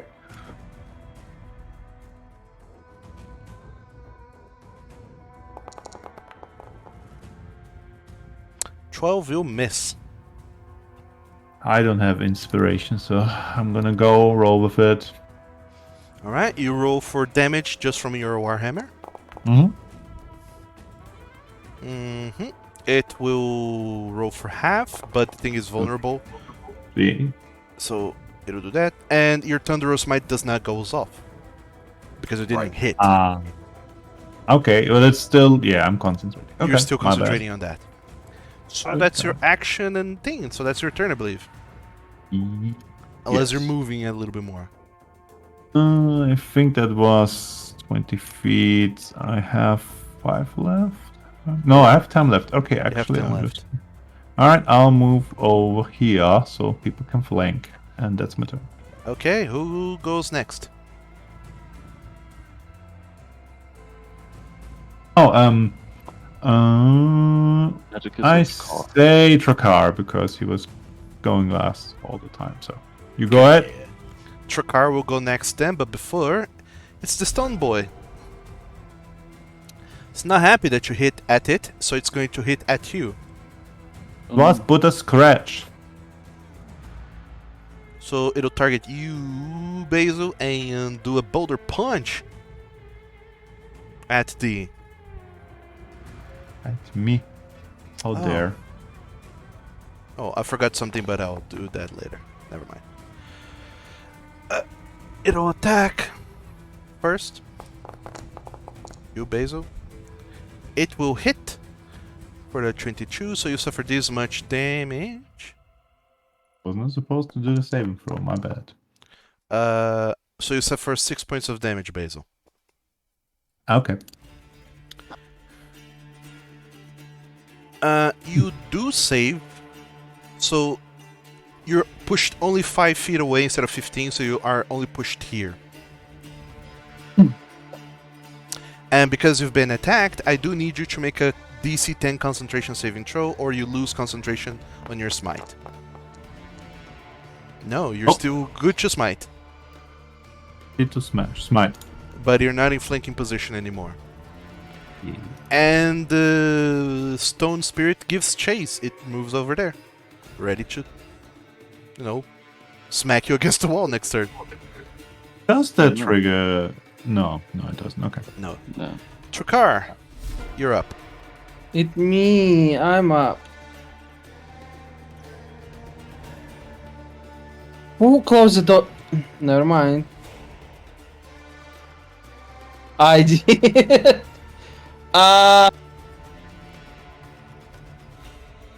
Don't want to Perfect. have any part of this. Close the door. I got shutter. Smashing. Go to your corner. Ooh, shatter. Delish. God, it pushed me out of the way. So I didn't target you. Calm your teeth. It's fine. So both of them will be making a Constitution saving throw against your DC 13. Let's go. That's a failure, I believe. That's a success. You can roll for damage. Trukar. Ooh. I'm doing that. Very nice. Was Shatter always 3d8? Mm-hmm. I think... It's just rarely used because it's a bard spell. No, it's fine. I'm confusing it with Thunderwave. Never mind. Yep. The dust method is dusted,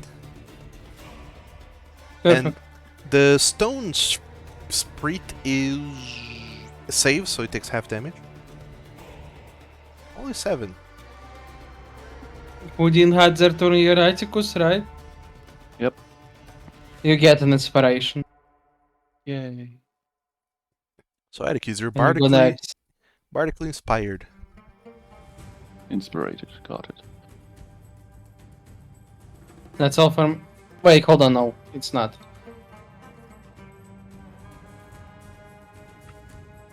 I'll just walk back here.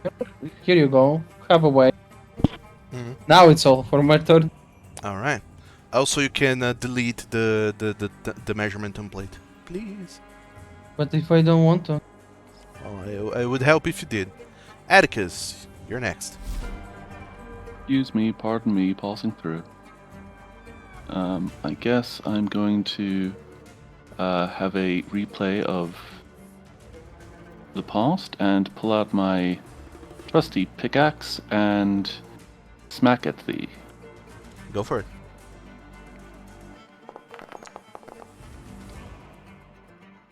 I'm That'll going miss. to use some bardic inspiration, which Ooh, is a d6. true. 11 will 11. miss. Still, Yay. Half damage. half damage.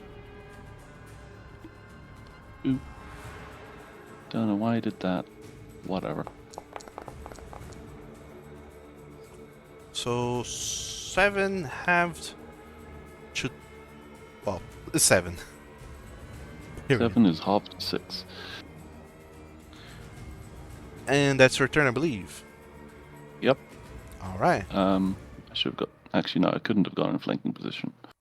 Yeah, I wasn't being stupid. I had no legs. Too little leg. So that's your turn then, Atticus. Yep. Back, I you bring the shall- rear of the initiative order. I do. I target the spirit and make a ghostly hand come out after it. Okay. But I miss horribly. Yeah. You do half damage.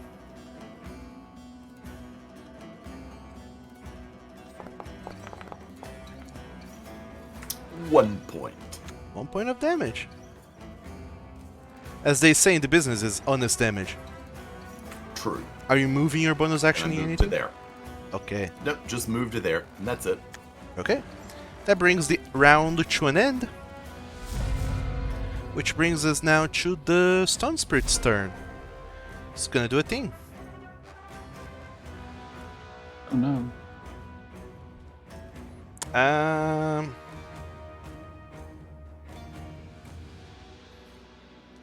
I'll say that it actually will roll a d4. 1 and 2, it's still focusing on you, Basil. 3 and 4, it'll attack Atticus. What did I ever do to you? It's Atticus time. Nothing, apparently. So, Thank God.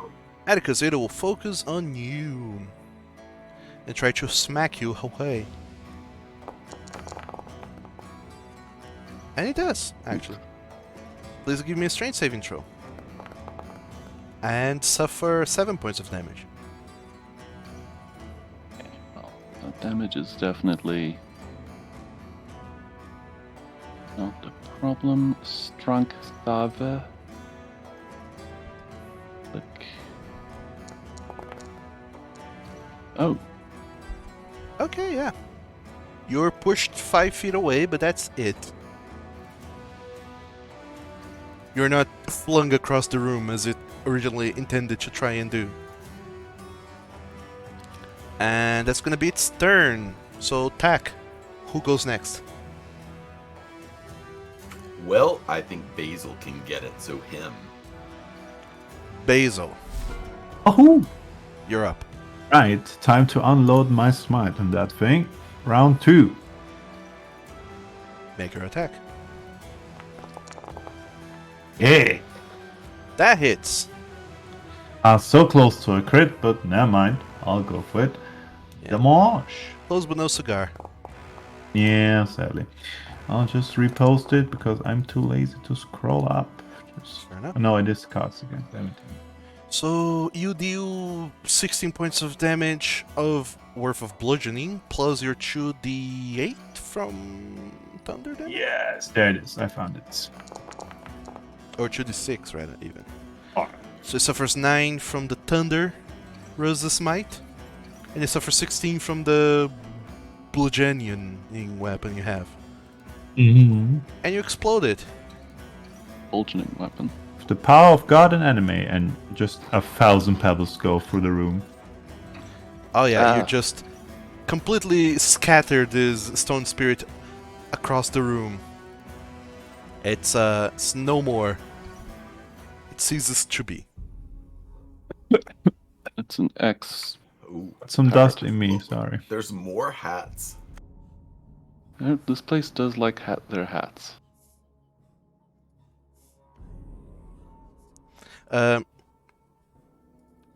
Examining these hats, you can see that they do look kind of like a tricorn hat, but you notice that on the top there's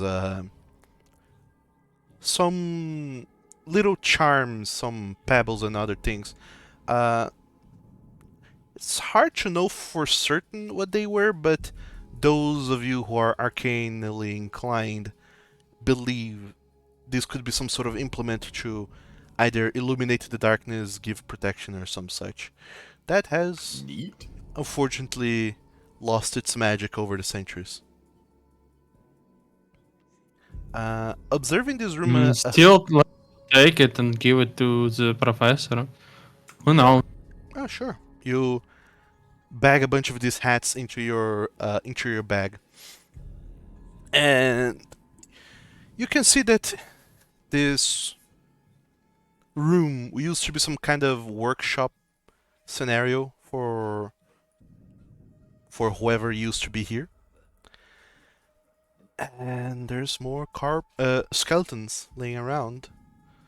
Some forging equipment that hasn't seen use in forever, but otherwise, yeah, it's just another abandoned room of this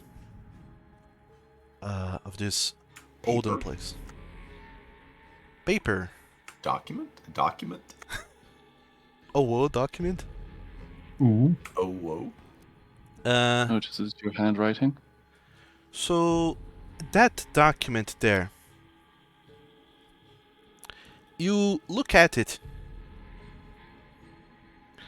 and it seems to be something that someone has written and left behind. Once again, Atticus and Dust, the two of you who can read Dwarven, you can get a sense, more or less, of what it says.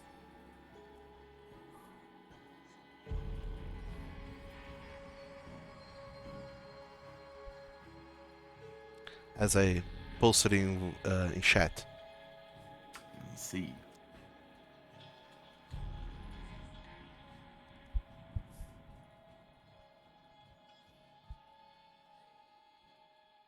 Interesting. Leaving the capital to join the something. Make sure we get the B tier spots. I don't know. Episodes? I don't know. Yeah. We think will try to save you one of for you. Make sure you're not late, and we beat. Would be bad if you were left behind. Yes. Utowat ass.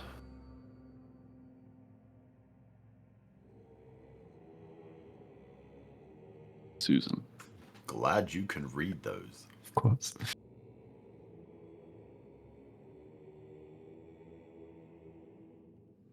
Yeah, at some point I need to sit down and actually transcribe legible things out of it so I don't get a bloody headache trying to read it every time.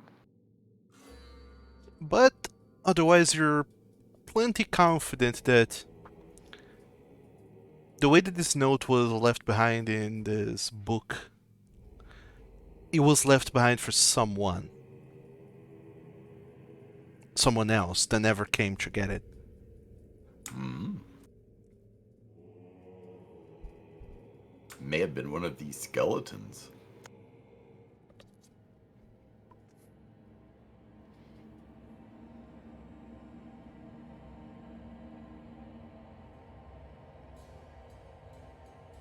Do we know exactly what happened to dwarves? No. They just We- disappeared one day. Yes, exactly. So the skeletons couldn't be dwarvish. No. Trakar, Skeleton should not have been left behind, I don't think.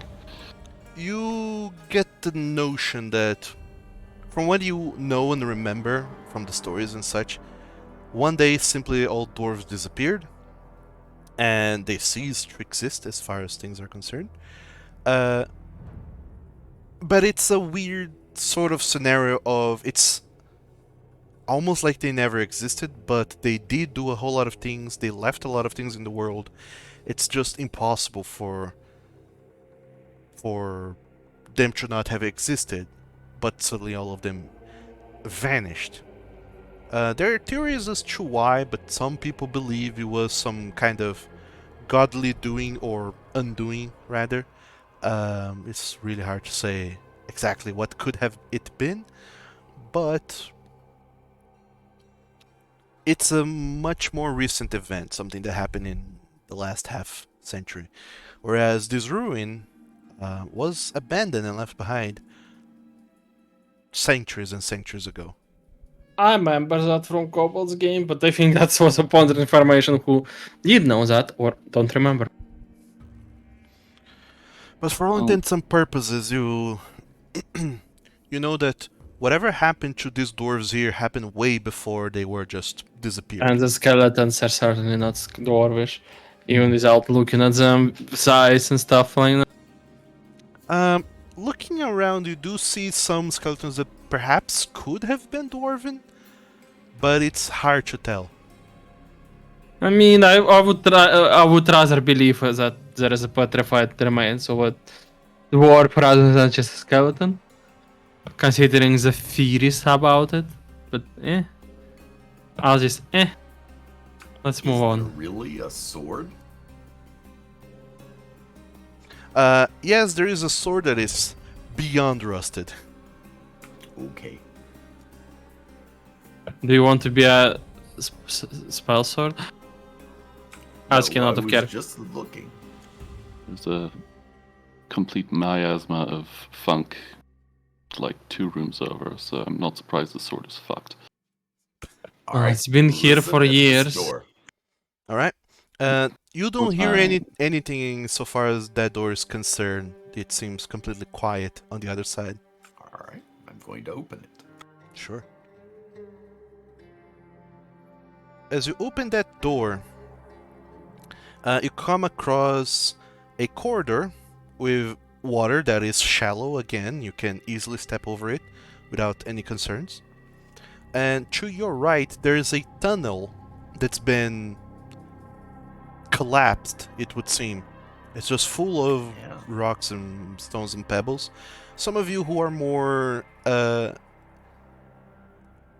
survivally inclined, I don't know who between you all have proficiency in survival, but you would know, based on distances, this is the other side of that tunnel you first came through that was blockaded.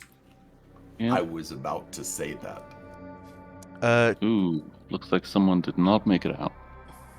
In front of you, there's a closed door, and you can see that there's water seeping through it, but it's very low, still very shallow. And to your left, there's another door that's also bulging. Oh my god. So this is the bulging door on this side, this side. Yes. There's a bulging This door here, dungeon- there's another bulging door further south. This Right. dungeon is freaky. All right. Let's go straight. Do we match its freak though? Do you have a bulging going on around you? Maybe. You don't hear anything coming from this other door either. It's I'm opening it. very quiet. You open the door, and it leads into a room that's completely empty and devoid of anything and everything. There's water. Except the bed. Yeah, there's a bed. There's water that's seeping in from the walls. Completely flooded a portion of the room. But not enough. It seems almost like this whole construction has kind of eroded over time, and it almost feels like this building, this room is tilted a little bit. The part with water is at a lower elevation Lower. than the part without. Somehow that happened. Could be sinking. Bad foundation. I don't know, dwarves and bad foundation doesn't really sound like it goes together, but True. You imagine it could just be erosion from centuries of being here, full of water that's, just infiltrated the building and has never been dealt with. Listen. The other room also seems particularly quiet. All right. Going We bulge in. yes, you have a terrible damp problem. It will cost you several thousand years worth of back payment. Ooh. Getting into this new room, Oh, goddamn. Boy. you are greeted with more statues. One of them, the one in the corner of the room, seems to be holding out its hands with a key on top of it. No. That one. Well, until we use this key, I don't feel like dealing with the dwarves. That's sad. Ooh, shiny. Yeah, book. Book time. Gather round, children. Looking at that book, you don't get any new important or relevant information. It's just a diary of sorts.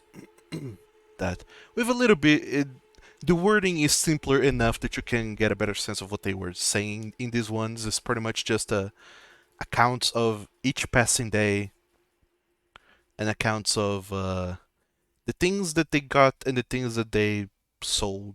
Feels like a ledger of some Alright. sort. Nothing Okay. too out of the ordinary.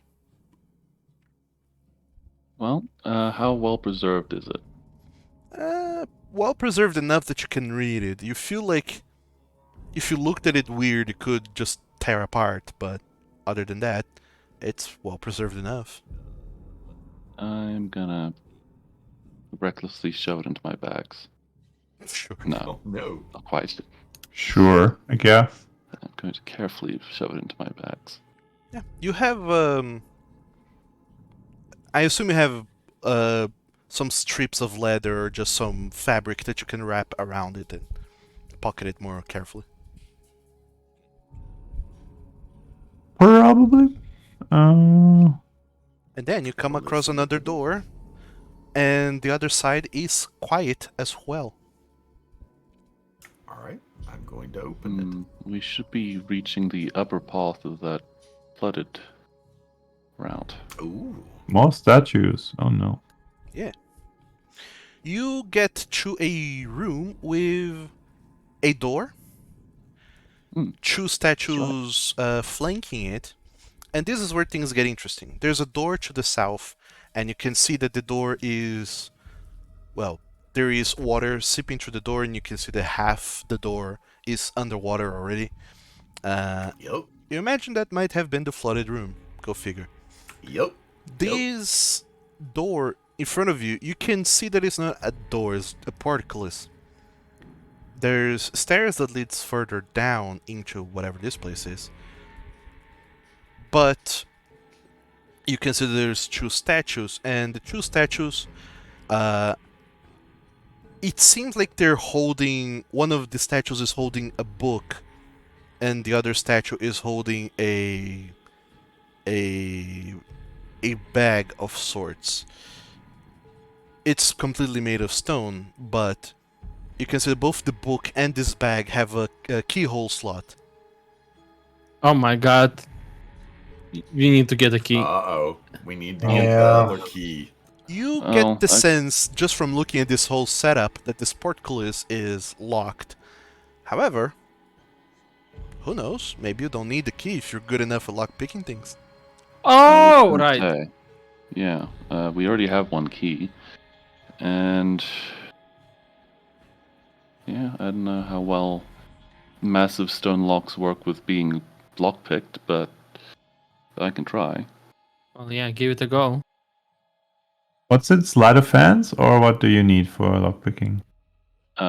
Shows a dirty lock what those fingers can do.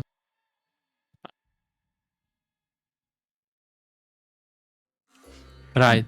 What skill is it for lockpicking again? Thieves' tools. It would be specifically rolling proficiency in thieves' tools. If you have proficiency in no, thieves' no. tools specifically, then it's you add your proficiency bonus. If your expertise, then that. Ooh, I do have proficiency in thieves' tools. Look at you. There you go. Do you have But I'm thieves' betting tools, that Atticus... I do, but I bet Atticus is better. I don't know, my dexterity is -1, so unless I can use intelligence with thieves' tools. Oh, Oh. I am better. But I have 60 dexterity, but I'm not who's- trained. Yes. Who's going to do it? I'm Taxan? guessing it's going to be me. You are inspired. All right, I'm going to try to unlock one of them. And I will Okay. put the key in the other one and give it a spin. So, Atticus, with putting the key into one of the statues, you consider the key doesn't need necessarily a turning or anything. Just by fully inserting the key into the slot, it kind of is completely inside the slot now, and the key is kind of gone.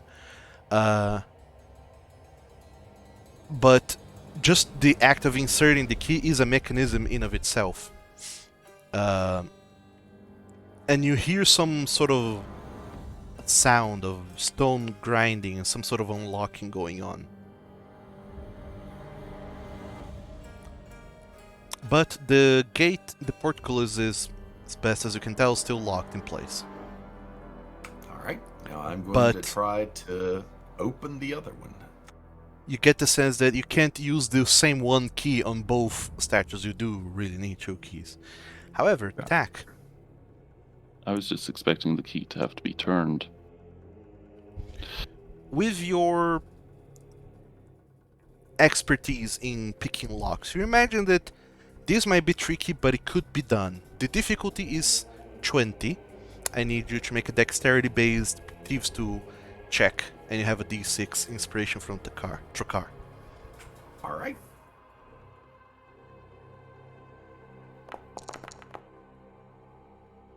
Oh, would you look at that? So I have a 20 already, and I'm going to get a D6 out of it. You could add a D6, but you 23.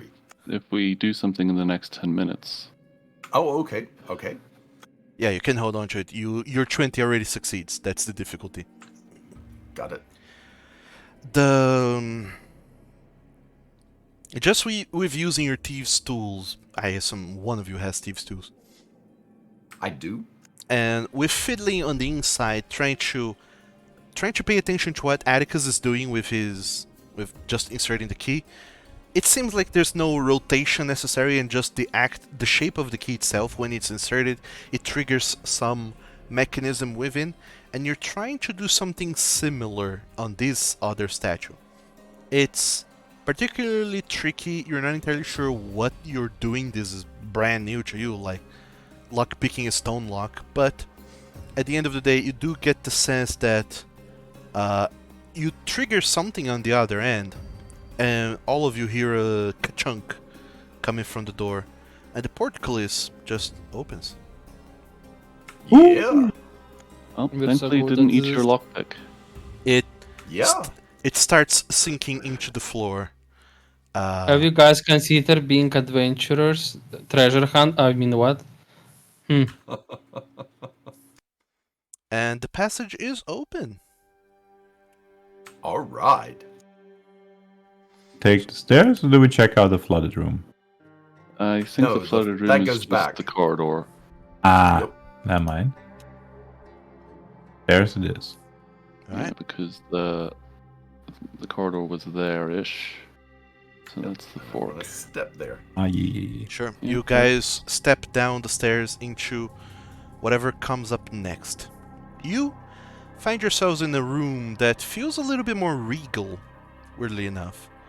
It's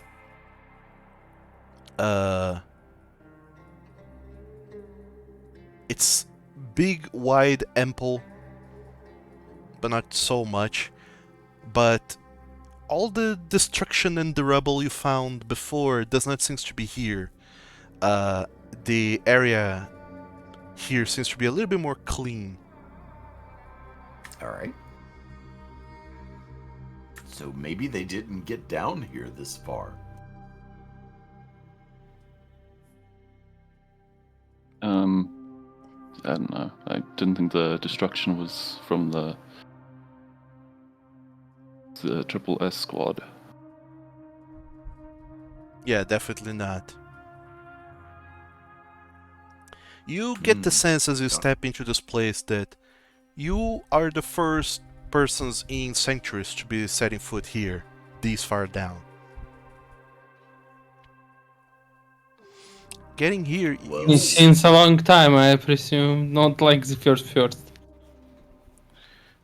getting over here, you see three pathways: one to the north, one to the east, and one to the south. You don't hear any noises coming from either, but the pathway south seems flooded to a Looks degree. water. Yeah. The pathway to the The north, door isn't bulging, is it? to the south, no, it isn't. To the Alright. north, the door is bulging, Okay. and to the east, the door is just there. It's just a door. East or south? Well, the south has water. That's probably not deep, but statistically likely that, well, water is deeper than no water. So I say east. Yep. All right. So you keep going Door east. open. There's another room with some broken furniture, but this time around, weirdly enough, you don't see corpses or anything. It's just a room with broken furniture And rubble in the corner. and rubble in the corner, which you can tell apparently fell from the ceiling. Got it. There's some holes here and there in the general structure and construction. You get the sense that the erosion throughout the years has been doing numbers on this place. And I wonder if that rubble is losing its religion or not. to the south, you hear Hard. noises. What kind of noises? More sounds like stone grating against one another. You Oh, it's more of those spirits. you get the sense Mhm. there's more stone spirits on the other side. Whoever wants to give a listen, please give me a perception check.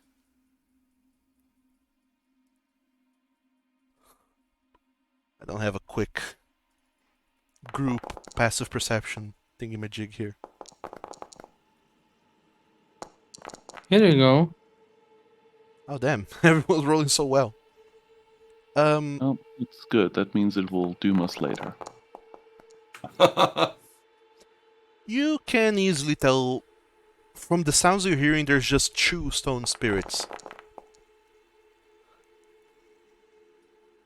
Two mounds of rock that are shifting around. Sounds like they're complaining about the lack of benefits this job has. I believe it. Well, are you ready? Yeah. Whoever wants to go first, open the door. I'll Does go. someone wants to ready an action before we open the door? It's the Uh, spell thing, right? Readying a action. You can do a one action for free as part of, readying yourselves to go. Aye. So if you have a preparatory spell you want to cast or something, you can do that now. Well, But- it's not prepared, but I'd like to use my thing that restores a spell slot, the Channel Divinity thing, which should give me my spell slot back if I'm not crazy. There you go. Once per because on level 3 can do it once per long rest, basically. Yeah, Harness Divine Power, I believe it is. Yes, and I cannot post it in chat for some reason. So As a bonus action, you touch your holy symbol, utter a prayer, and regain one expended spell slot, the level of which can be no higher than half your proficiency bonus. So yeah, you can use that feature and regain one one first level spell slot. yep.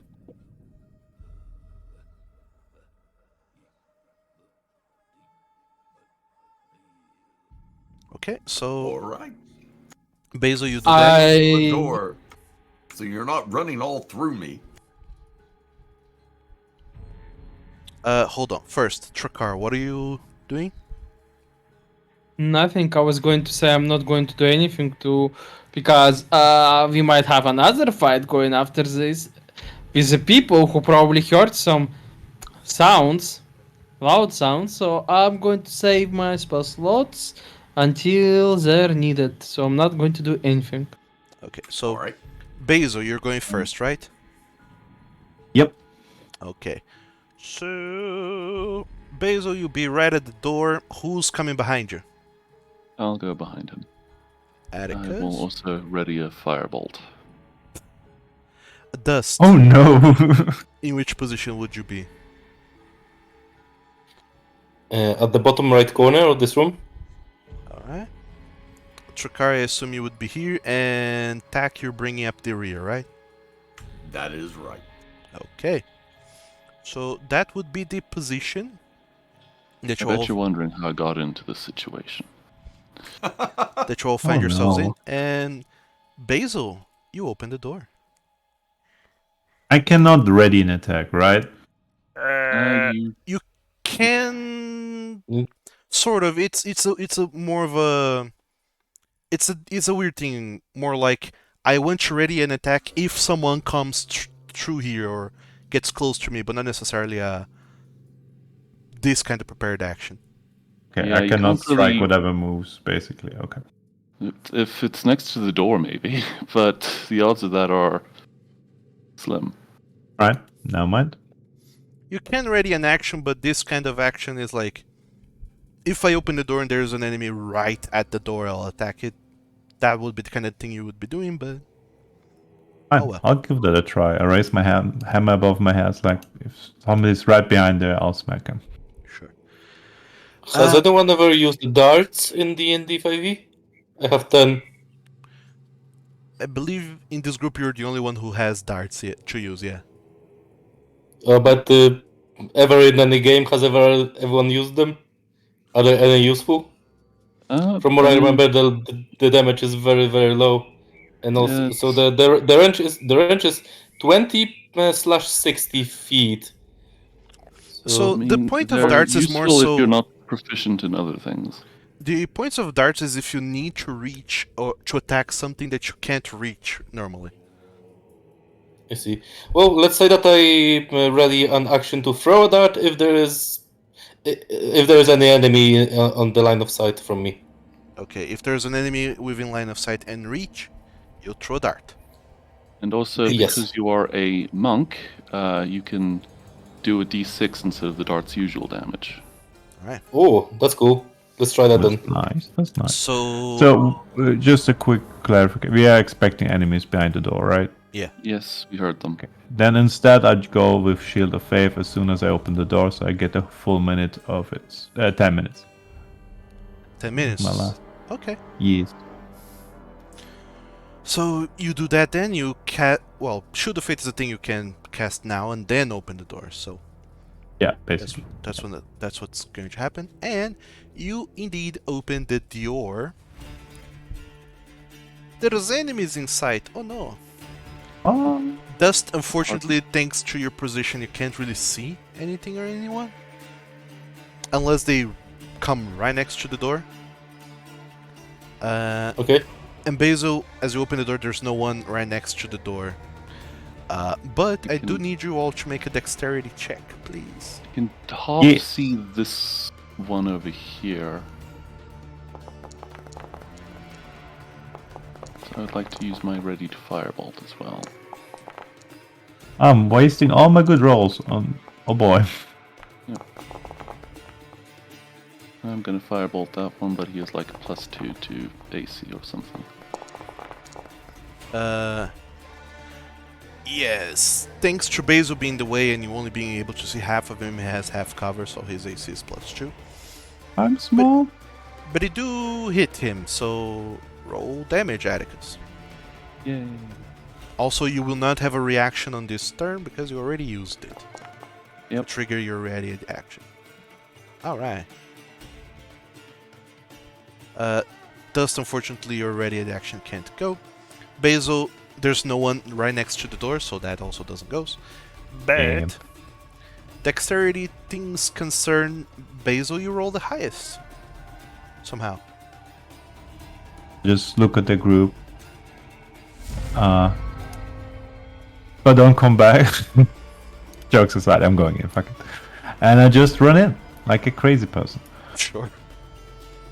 Run in, run in, run in. I'm just thinking where I should stand. It's probably for the best if I go up here. And then I'm going to target this one. Go for it. Just as a clarification, Basil, if you do go that way, this guy will get an attack of opportunity on you. I am silly, wrong game, so I'm going to go this way and over here. That's fine, right? Yes, that is fine. You can even, like, go around that way. You would get all the way up to here if you wanted. That's better, thank you very much. I'll do that. Alright. And then I'm going to schmeck. Right. The hits Aha. roll for damage. Just regular damage, no smite, no nothing. 18 points of damage. Ooh, I love bludgeoning damage. It's crazy. And that's your turn, I believe. Yes, just a simple question. The effect is applied, but I don't have an increased AC. Do I need to pull the shield effect on me? You should. Hold on. I don't. For whatever reason, I don't think D&D 5e does that automatically. I need to do that. Yes. I Okay, have there we it. go. I'm done. Thank you. Thank you for the reminder. Basil, who will go next? Cannot see back into the corridor, but I say Trakavos. Who was behind me? Atticus. Right? Atticus was Atticus, right behind you. Atticus then. Okay. So this spirit who's a bit too on the far side, it'll slide up to you. As a matter of fact, as it does walk... No, you can't see him, Dust. I'm sorry. As he walks up to you, Basil, he's going to attack you with his boulder punch. Let's see if he hits your AC of 19. Ah. No, he super misses. Need to roll a saving No, throw you then. don't. Okay. Okay. How does he reach? He's... Yeah, this stone spirit, it just tries to glide. Kind of unsure of what's going on, you get the sense maybe it's been down here for far too long and it's not sure. Also, it's kind of dazed from getting firebolted in the face. Aha. Thank you. Atticus, you had said, right? Yes. What do? I guess I will stride forward into war.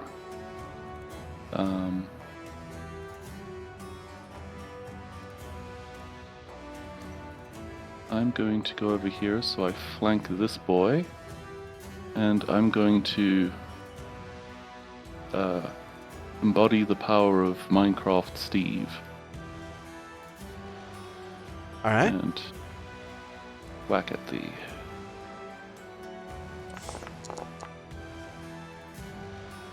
That hits and is a critical hit even. So Oh, yeah. roll for critical damage. Oh god. Yeah, you have a stone to pick, and you do. Aha. Nice. And then I'm Immediately gonna- destroy this boulder thingy majig. This No weapon, punch. it was made for boulders. Yep, and then I'm gonna finish my movement by not standing in the doorway. If you end your movement there, you'll be blocking flanking for anyone else. That's also fair. That's kind of fair. Yeah. Just a And- tactical heads up. Yeah. Thinking, oh yes, I'll be flanking, but it's like, yes, that's very selfish. So, And for the lulz, I will say Drakkar is next. Trokar is next, alright. The stone spirit who would have a turn has been decimated, so he doesn't. Trokar, you get to go. What do? Yippee! Well, I guess I walk first.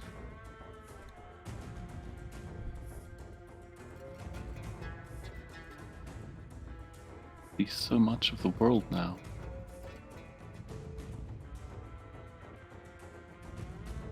30 exactly, perfect. Perfect. Well, that would be awesome if I would actually have bludgeoning weapons, but I'll make what Good too. I think Thunder's good too if you have it, yeah. That's a 19 hit. 21 does hit, yes. Mm-hmm. Roll for damage. I will Spirit Stone. Go ahead. Go away. What? Begone thought. 16 points of damage to this spirit as you pierce it with your rapier, which goes very far deep into it, and then you twist it around before pulling it back out, damaging its core severely. Whoopsies. But it's still standing. Did I do that? You need to say that. Yep. I'll save my healing for later because everyone seems to be fine. I know Atticus is missing HP, but it's not a lot of HP. So, Dust, I think, will go next. Okay. Dust, you're up. Okay, so I toss away my dart in rotation, so I'll remove it from my inventory, and I'm going to run past around the corner. Sure. And 5, 1, 2, 3, 4. Okay,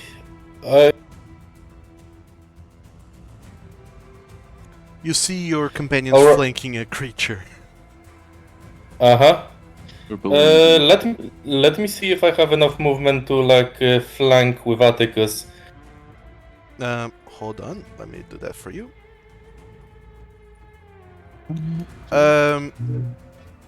You would have enough Yeah, no. movement to flank with Atticus if you take an attack of opportunity. I see. Yeah, because I cannot run through Trakar's Oh yeah, you. slot, right? Actually, you do. You can. Yeah. Sorry, I forgot about that. You can. Yeah, so I'm just going to excuse me and just Oh, yeah. just run by Trakar. Sure, absolutely. You can do that. And I'm going to just kick the golem in whatever is available to me, like in its between its stone legs, let's say, Sure. with my Between its- unarmed attack. Kick it in its theoretical erogenous zones. Oh Kick no. its stone balls. Go. Oh no, sorry, I didn't target. It's okay. You can target now. You just have to have it targeted when you click the attack button. Okay, got it. It will take a while until it becomes a muscle memory. That's Okay, I fine. think it hit. 19 does hit. 21 does hit. Yeah. It's not a critical, but it hits. Roll for damage. 4, 7. Double choose 14. You blow it up. You run into the room, Ow. Dust, and you pretty much just kick it in the nether regions, and you pretty much just punt it up into the ceiling. And you all who are in the room just see this golem kind of flying up into the ceiling and exploding on the roof. That's pretty neat. Nice. And yeah, there's nothing else in this room. You killed these stone spirits. I found its weak spot. Death.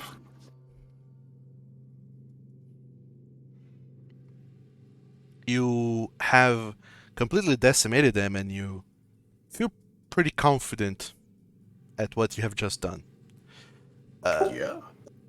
You see that in this room, there's much like the previous room. There's nothing else here, but there's a door to your left that's leaking water, and a door to your south that there's nothing behind it.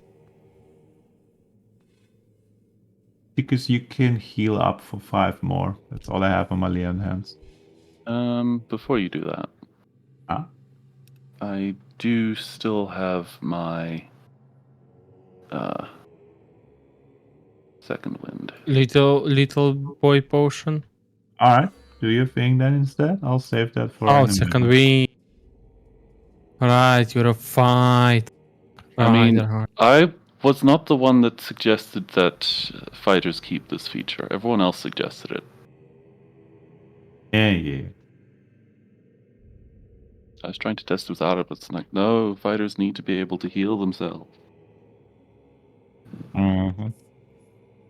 Um, No, it's fine. but yes, Atticus, you're fully healed. As a matter of fact, I believe everyone's fully healed. And yeah, you're good. Basil, you still have your Shield of Fate for another scene, I will say. Yes. Sounds good. So, what do? South. I'm thinking south. Alright. You open up the door to the south. There's no noises coming in from there, but there's a bunch of old stuff. You see that there's boxes upon boxes upon boxes of things which would take quite a while to look and sift through, but right away you can see that some of these boxes are just overflowing with stuff. The lids are not even fully closed, as there's so much stuff inside of them. Loot. You do see, however, that to the east there's a corridor with a room, or rather a door, and onto this door, you see a particularly interesting sign written in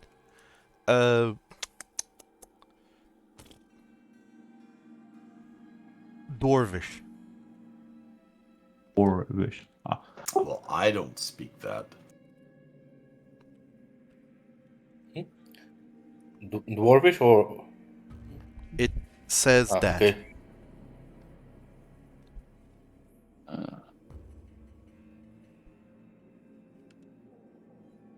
A stone king quarter.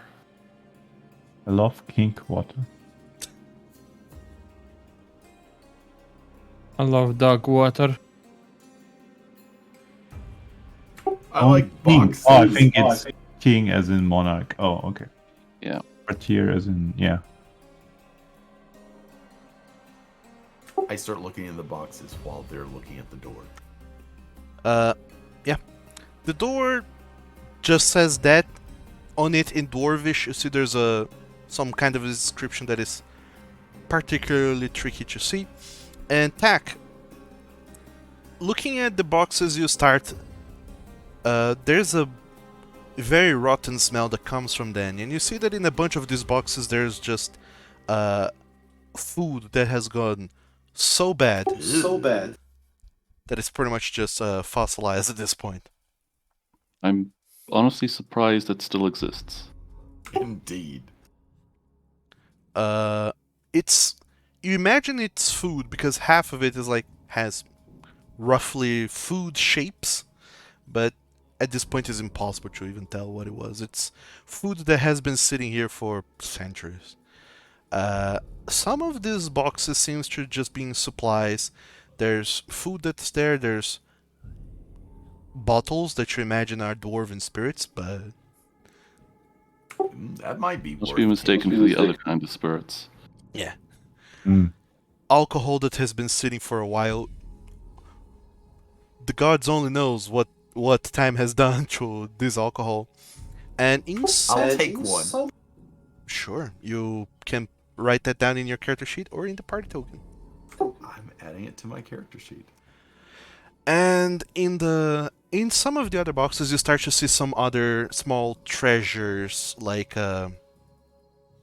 would have been treasures. You see some ceremonial swords, daggers, and other such things that have since rusted. Does gold rust? I don't think so. Well, not the gold, but other things have rusted. Still worth holding on to, I think. All right. You want to go through the door? Yeah. Let's get on the floor and walk the dinosaur. Hey. All right. Wants So- to open it this time. Let me go ahead. All right. Basil's going to open it. So Basil, you open the door to reveal quite a ghastly sight. You Stone see King. you see a room with a throne with a skeleton sitting on top of it, and you can see that this skeleton is holding on to it. What's it called? A scepter. A scepter?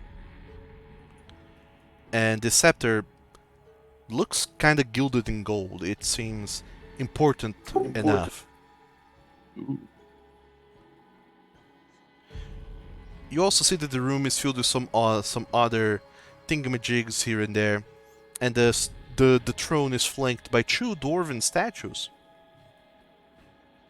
It's Not this Oh, again. those kind of dwarven statues? Yeah, the same kind, both of which are with their palms spread out, but they do seem to be holding little chests with something in them. I see. And scrolls. Ooh, lots of scrolls, yeah. These scrolls are old. Elder, some may say. I hate you.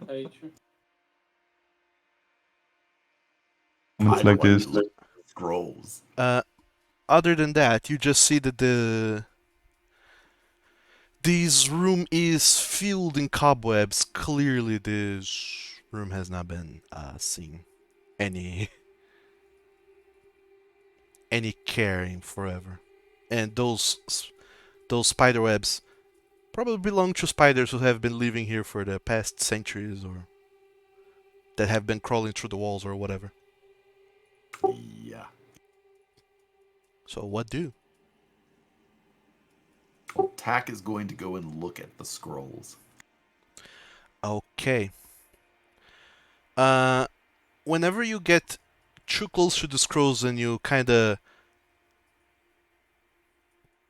just ever so slightly touch them, the statues, you hear noises coming from them, a little bit of rustling and sand. Grinding noises? Yeah, grinding noises and sand just kind of. I get back. I think if we touch anything they want to protect, they're going to attack us. So Yeah, kind of. time for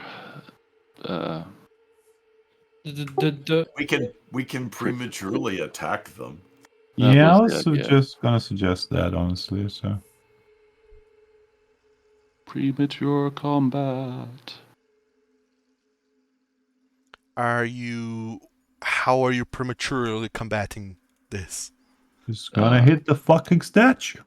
That's how. I'm going to stab. You're I'm out gonna of time. you're gonna stab the statues?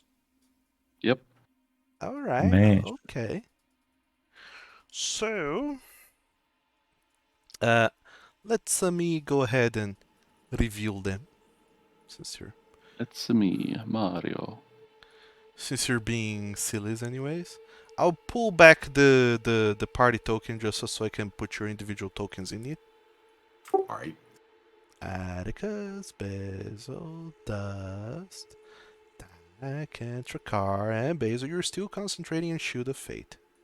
Yes. So, yeah. No. Just fine. I assume Tack can fit there in that corner. I was about to say, enjoy him looking at him squeezing in I'm here. in the corner. Oh. Can I move over here so I can give people flanking? Sure. You stand back there, Basil. Whatever's going on here is like very cramped, and there's a chance of things being damaged in the process. But Yeah, I think that Tack might be better suited in the pile of furniture as opposed to the pile of pottery and scrolls. I Unless can he break wants to and spend pierce the you. entire encounter reading them. Alright. I won't judge him. You Get you want to distracted. move down there? Is it okay if I move down there? sure, yeah. Alright. So, as part of all of this, Tack, you still have your bardic inspiration, and Dust, Basil, you still have your Shield of Fate. And I assume you're attacking these statues then, right? Yes. Mm-hmm. Okay. So we call that a preemptive attack, and we'll see how that goes. I guess. Sounds good. We'll go for a two-handed attack and raise Mam and say, whoever is without fault shall cast the first stone. It's not me. I'm hitting that stone, and then I go swing. So You have to cast Magic Rock. Basil, you would be the first to do that. Thus, you're attacking that statue. Atticus, you're attacking that statue. Trakar is also attacking, I assume. And I'm back. attacking you at the bottom. Hold on. I'm not How do we standing miss on... close to any statue. You would miss because you're trying not to damage other things as part of making your attacks. You're being careful. I am? I guess I am. They are holding loot. My That goodness. is true. That is true. I take it back. Can I be in here? Sure. Because I went for a... Yeah, thank you. Yes, preemptive rapier attack, I guess. Mm-hmm. Okay, so So Does- close to 20! Dust, My your God. attack missed. Basil, your attack missed. Atticus, your attack missed. Trakar, your attack missed. Your attack is the only one that hits. So you deal full damage, everyone else will do half damage, and then we'll get to combat properly. Woohoo! We're so good at this. Oh, Yep. that attack I won't. Wrong button. I killed 1 point. Amazing. Point. Wow. Okay. But don't be halving that. Yeah, you don't have that. All right. Dust, your punch is halved. Basil, your bonk is halved. Trakar, your rapier is also halved. And Atticus, your sword slash is also halved. Suffice it to say, they all wake up. Yup. They Morning, sunshine. They wake the heck up. So yeah, it's time for battle. Alright. So I'll be needing everyone to be making a dex Thanks. check. Yay. Even though you Love those.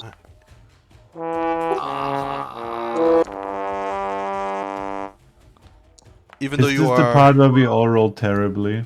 Let's go. apparently Yes, it is. All right, initiative. Boop, boo-doo-doo. Rakar first. That's Nice. fair. Yeah, that's good. For car with 11, that's the highest initiative we have.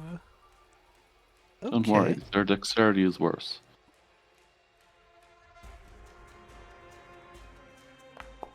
That said, if they did add their dexterity to AC, they would have AC 20. So I have also pretty shit initiatives. Go figure. Also, there's one I forgot to roll. Hold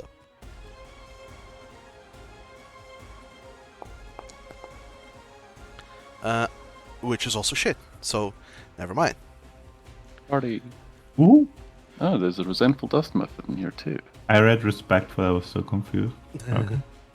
So what happens I'm now? murdering you respectfully. What happens now, you see, is that behind the throne, from the dust settling in the walls, a small mephit comes out, and I knew it. all the dust and the sand that this mephit kind of poofs up into the room, start coalescing, and you see that all this sand that is falling starts wrapping around this skeletal body in the throne, which takes shape into a creature made of sand. Oh. I was admittedly half expecting it to come to life, but that was not what I was expecting. Oh no, he's hot. So, Trakar, you're the highest in the rolls for initiative, so you go first. What do? My king. my Sorry. liege. I'm killing Basil's king. Yeah. Fair enough. I have disrespect for authorities. Oh, no. Fuck. 11 will miss. Wait, hold on. Can I do something else?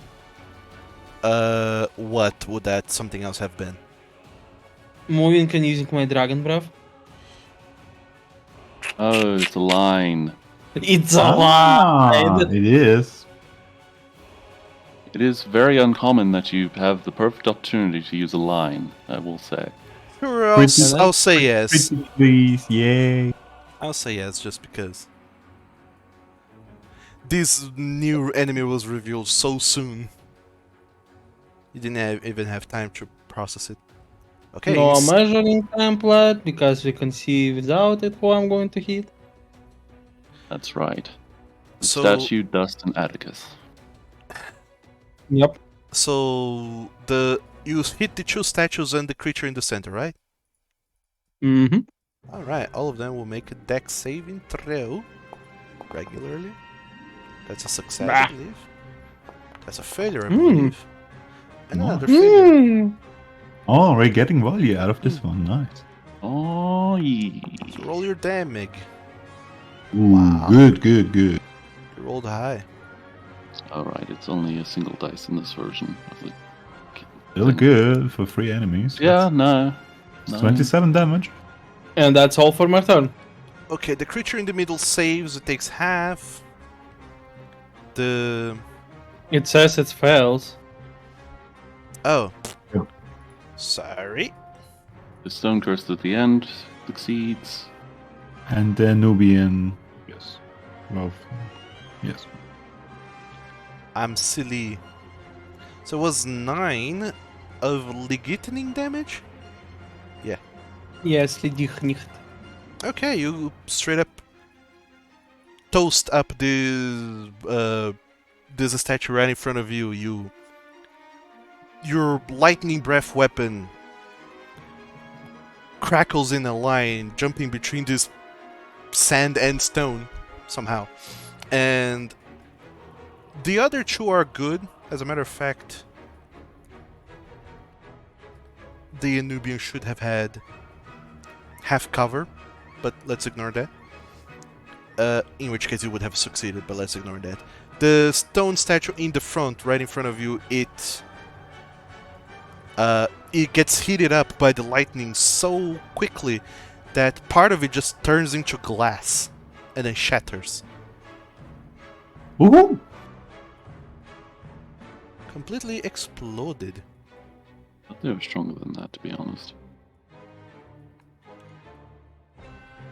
And from within, a swarm of insects crawl out. Couldn't be Of that course. good, right? Of course. Yeah, unfortunately, I don't think they count as within the firing line.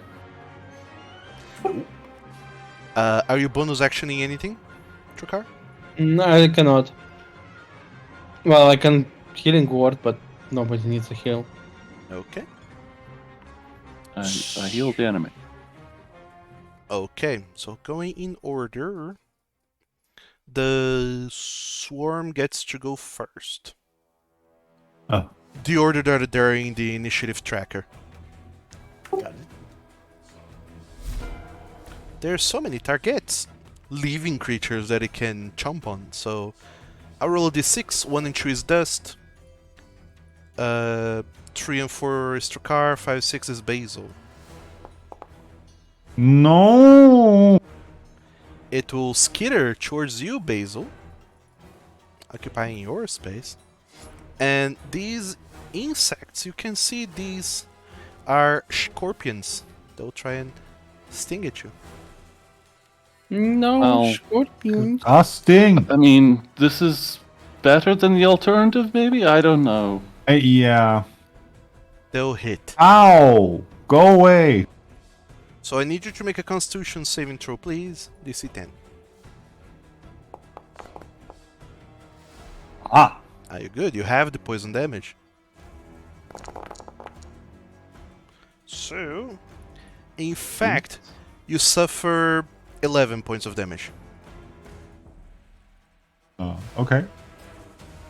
6 piercing, 5 poison. Yeah, okay.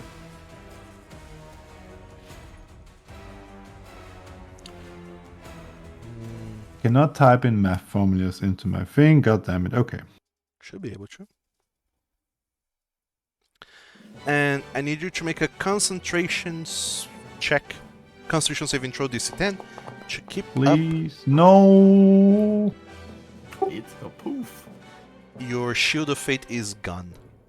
Could I give him a motivation, like my reroll for the round, That will for the be- game? I mean, that If you would be want to, nice. you can, yeah.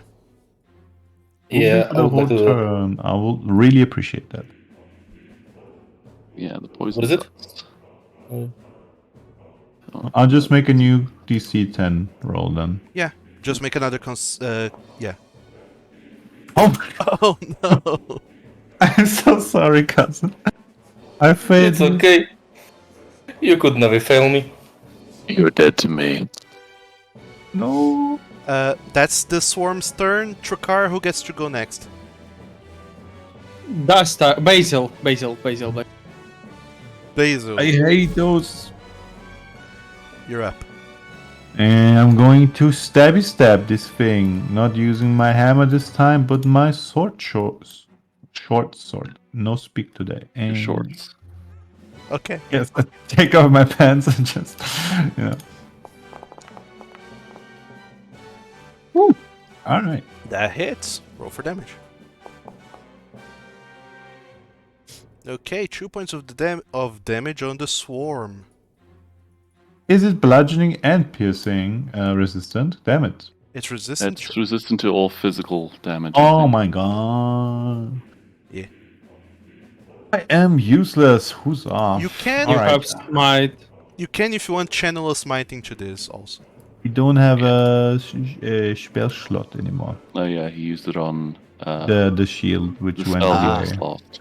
Yeah. But one question. Ensnaring strike does not require a slot, right? Snaring strike. That does. It's a spell. It does? Okay. Damn it. Yeah. Alright. Yeah. Well- Your domain spells are spells. Okay, my bad. So I can just bonus action a healing potion. No, that's a.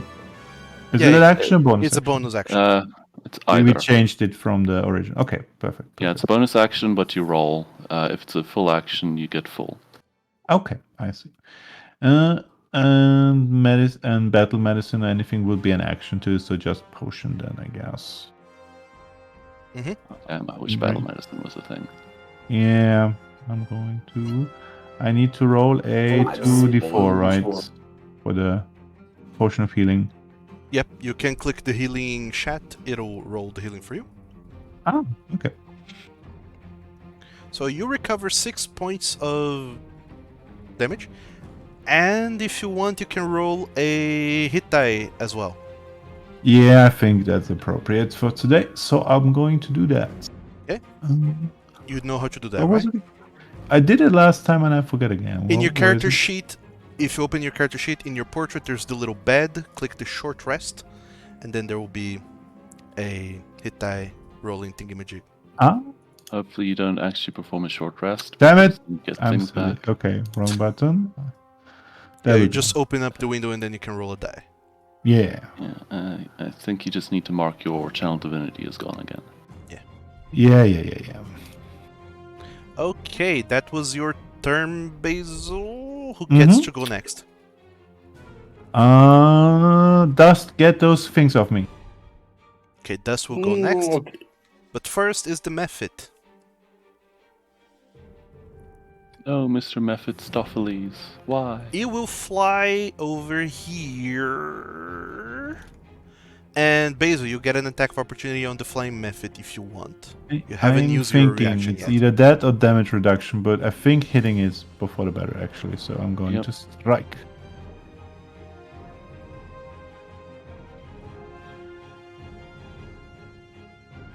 Oh, there we go.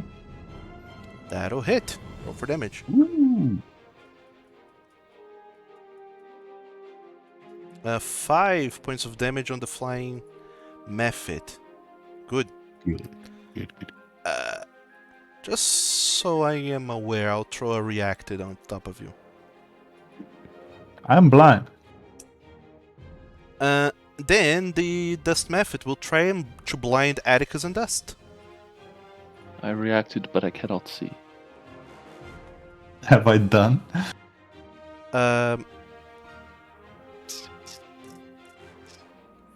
Nice. I need both of you to roll me a dex save. Atticus and I'm Dust. blind. Actually, I'll say that he reaches you, Tack, but you have advantage because you're so far away. Very good. Dust, Dust, you're good. Your name is Dust. Yes. I become one with the dust. Tack, you Add succeed. 11. You're good. Atticus, you're blinded. Yep. You get to make the save again at the end of your turns. Yay. If you succeed a DC 10 on your dex save? Yeah. Yep. If you succeed a DC 10 on your dex save at the end of your turn, you're no longer blinded. And that was the Mephit's turn, and Dust, you're up. Are you good for now, cousin? I'm not good with bugs. Okay. Ups and wells then. I have things to punch here. Okay. Well, so I would like to try and finish that statue off, maybe with a punch. Okay. Go for it.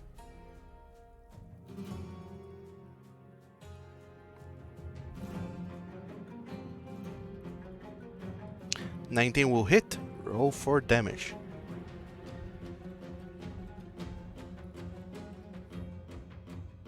$14. Yeah, that's more than enough.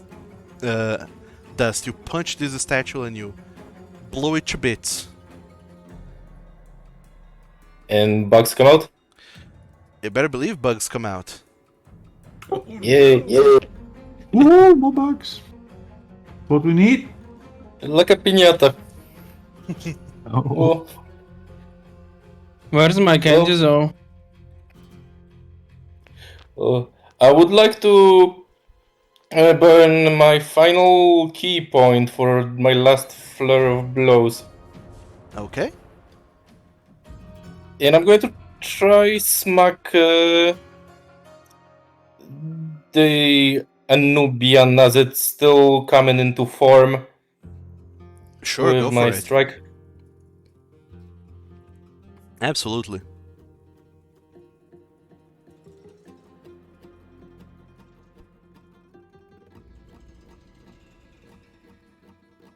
No. Oh no. A 9, unfortunately, will miss for the first attack.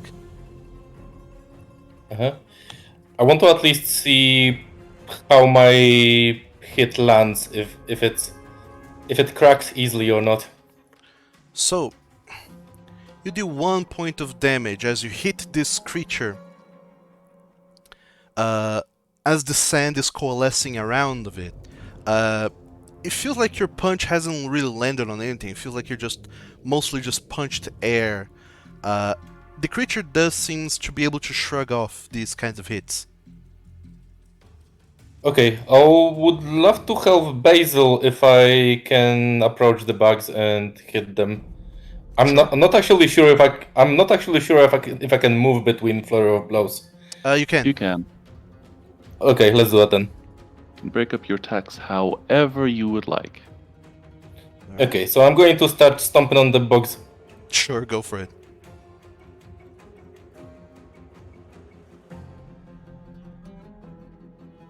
So you can target them and attack them. That'll Stomp, hit. stomp. Roll for damage.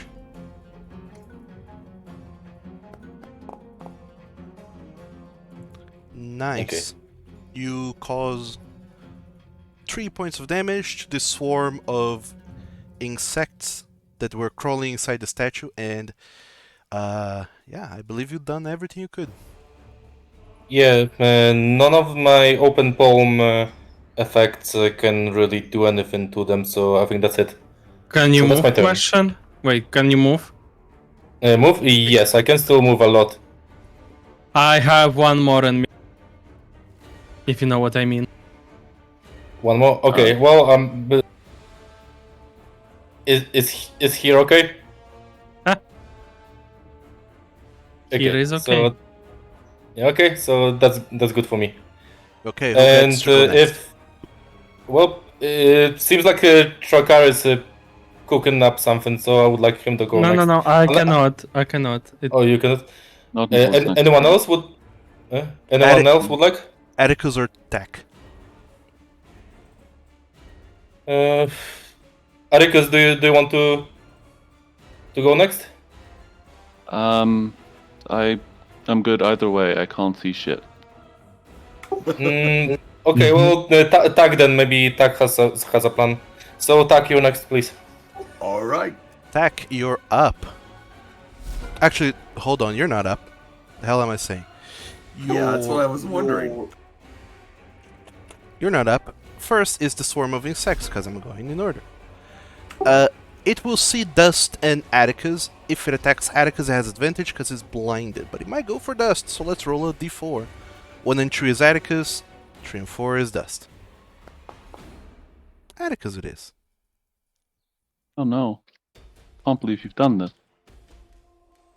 So the swarm will try and attack you, Atticus.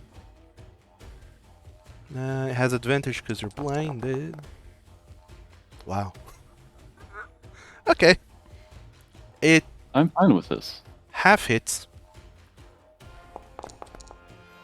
And So I you don't only take suffer poison. 5. Yeah, only 5 piercing damage. And that's it. Okay. Fucking now the bugs are on me. And I Yeah, can't see. sorry. This is the worst. And that's their turn. Tack, you get to go. What do? I target the bugs on Basil and Eldritch Blast them. Alright, go for it. Make your attack roll. It hits. Roll for damage.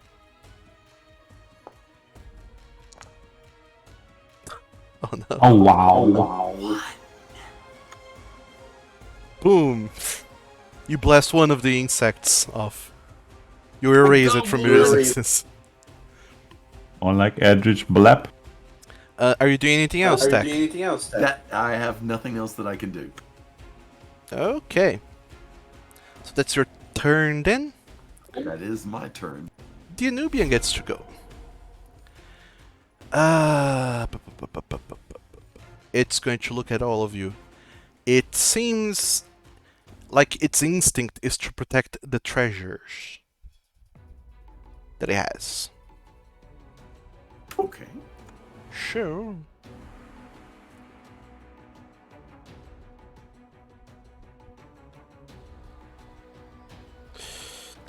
It has a big ass action. My bonus. treasure is my friend, so hit them instead.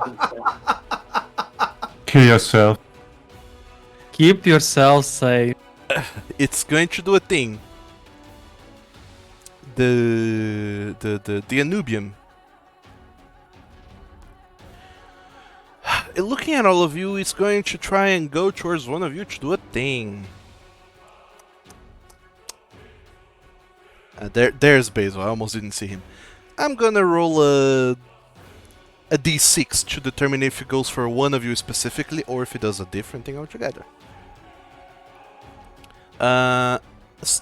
Going clockwise, starting from Tack. So Tack is 1, Atticus is 2, Dust 3, Basil 4, Trokar 5, and 6 is a special thing. Oh, it's going to be a 1.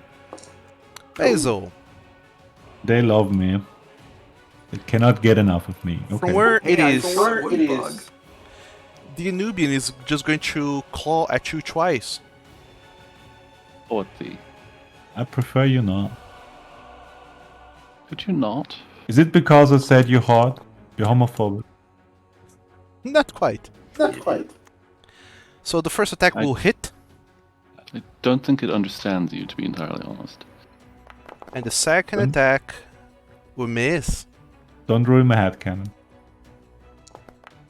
So Basil, the first attack will deal 5 points of damage to you. Right. Write that off. The second attack will deal half damage. So 4. Yes.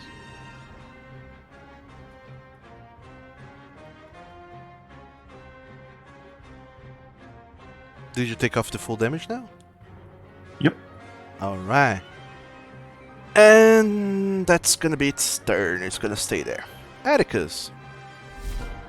Okay, I'm going to temporarily unblind myself for the purposes of targeting. Sure. I'm going to try and stab the little fucker that just blinded me. Oh, not sure if that actually untargeted. Sure, the No, it didn't. Yeah, I'm gonna stab, slash its method in revenge. Okay, you have disadvantage. Go for it. Disadvantage. But it's really 13 easy to hits. hit. Fully hits. Roll for damage. Boop. 14 points of damage onto the method. Blind as you are, you still just slash it in half. You just hear a very shrill as it poofs. Go fuck yourself. Wow, the And then disrespect. I am now going to reattempt that saving throw. Please roll above. Nope. I'm still Nope. blind. Still blinded.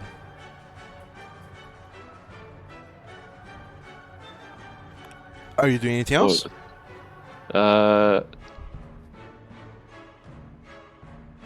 Besides angrily dealing with this bugs on me, no.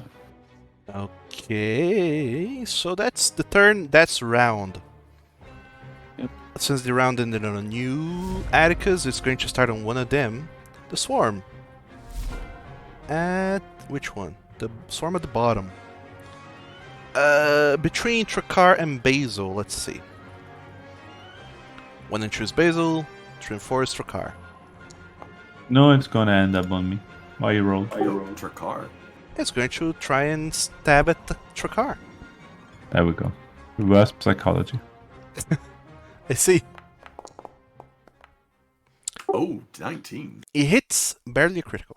Trakar, you will suffer damage. Please give me a Constitution saving throw.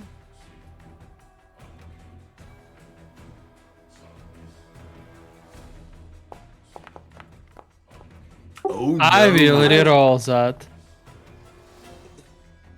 Please do.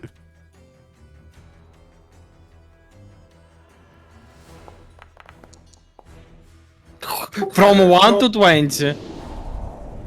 Wow, okay.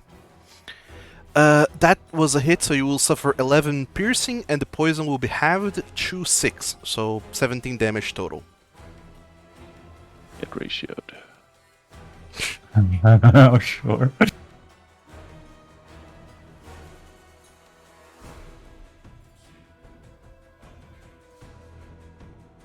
Mm. And that's their turn. They stay there just stinging and biting at you, trying to really getting there. Stinking. Atticus, who goes next? It sounds like Drakar is in the need of emergency protection, so he can go. Trakar, you're up.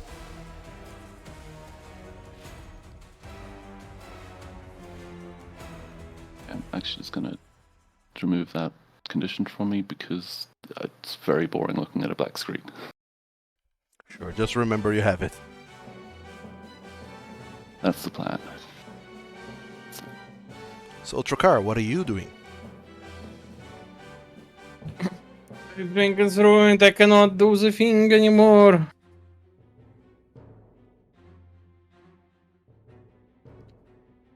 Oh well, I'll if you use my electrocute- action to rapier the.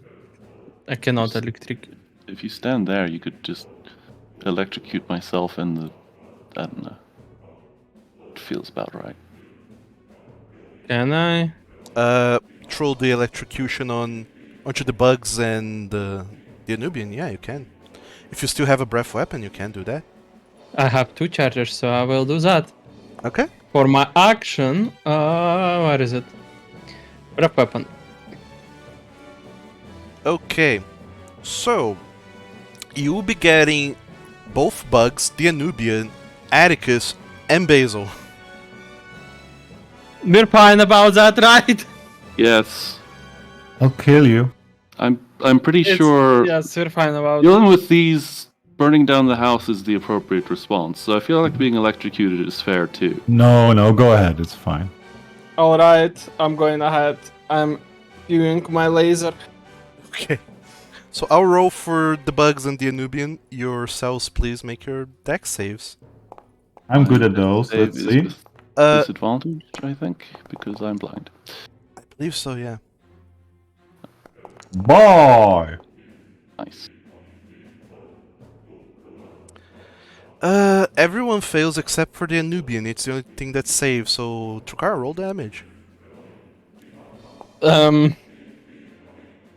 Everything will suffer 9 points of damage. Except Anubian. At least you're consistent. Yeah, that's true. Ow. The Anubian will suffer 4. The insects will... And as my Yeah, go on. Yeah, you'll go ahead. Uh, no, you. Yeah, the swarms, they take the full brunt of the 9 points of damage. The Nubian takes the 4. They don't seem resistant to magic. None of them. Mm, Even Basil and Atticus. What the fuck? Yeah. Not, Basil and Atticus are not resistant to magic. Bonus action. Cure wounds. Cure wounds on myself. Oh, not cure wounds. Excuse me. Healing word. Jesus. I was like, what? Cure wounds is a bonus? Well, No, nice. healing wounds. Healing word. Fuck! I just cast it. I Alright. cast bonus action. Fuck! Trukar, you Our recover word, fuck. 11 hit points. Yes, good. That's all. Good. Next goes the back. Or Anubian. No, I mean, between your party mates, who gets to go next? Oh, he's the GM letting now. Let him in. He's letting the enemies go instead. He's turned against us. That's why he attacked 2 of us. So, Trukar, who will be the next party mate to go?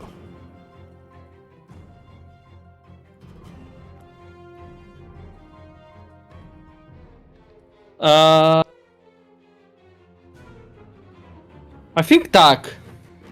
He Okay. can heal by or Atticus. They're both bad. Okay.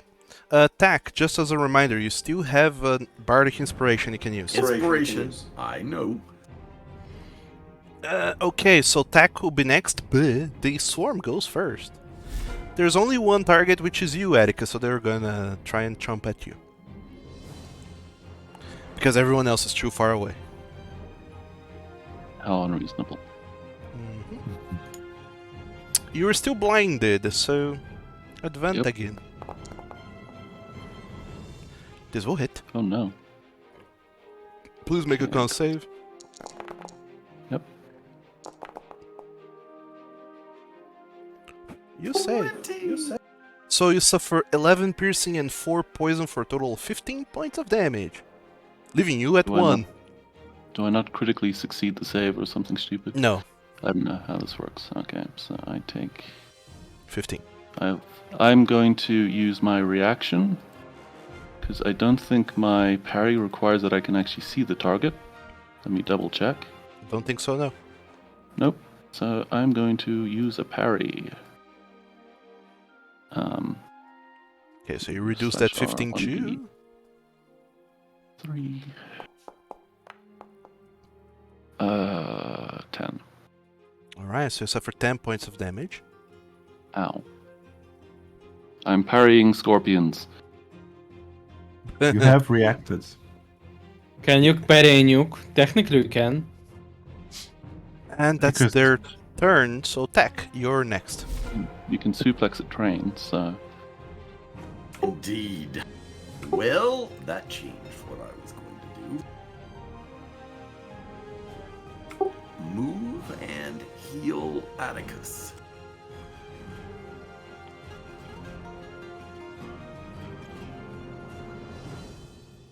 Alright.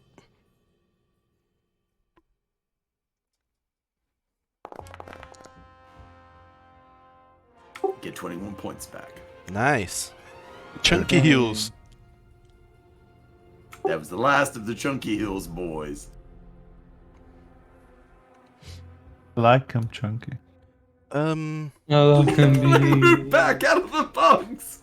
I believe, Tack, you can also add your bardic inspiration onto healing. Ah, okay, that would be good. The worth of 3 health points? D6. D6, yeah. It's a thing you can do for some reason. More! Atticus, you heal another 5. I'm at full. Yay. HP, as they say. Okay. Tack, who will get you go next after the Anubian? I believe the dust should go next. Okay. Once again, the Anubian looks at all 5 of you, trying to ponder what to do next. Same thing, going clockwise, starting from Tack. him being 1, Trakar being 5. And 6 being a special thing. Let's go. No, not this. A Oh my secret God. third thing, you mean? Trakar, it's actually the Anubian is going to move down to pummel onto you. Atticus, he would have been able to react, but nay. Well, I'm blind and I use my reaction, so. Aren't you like dead? Shouldn't you be dead? The thing that raised you is dead. Die. I appreciate you using logic to defeat um,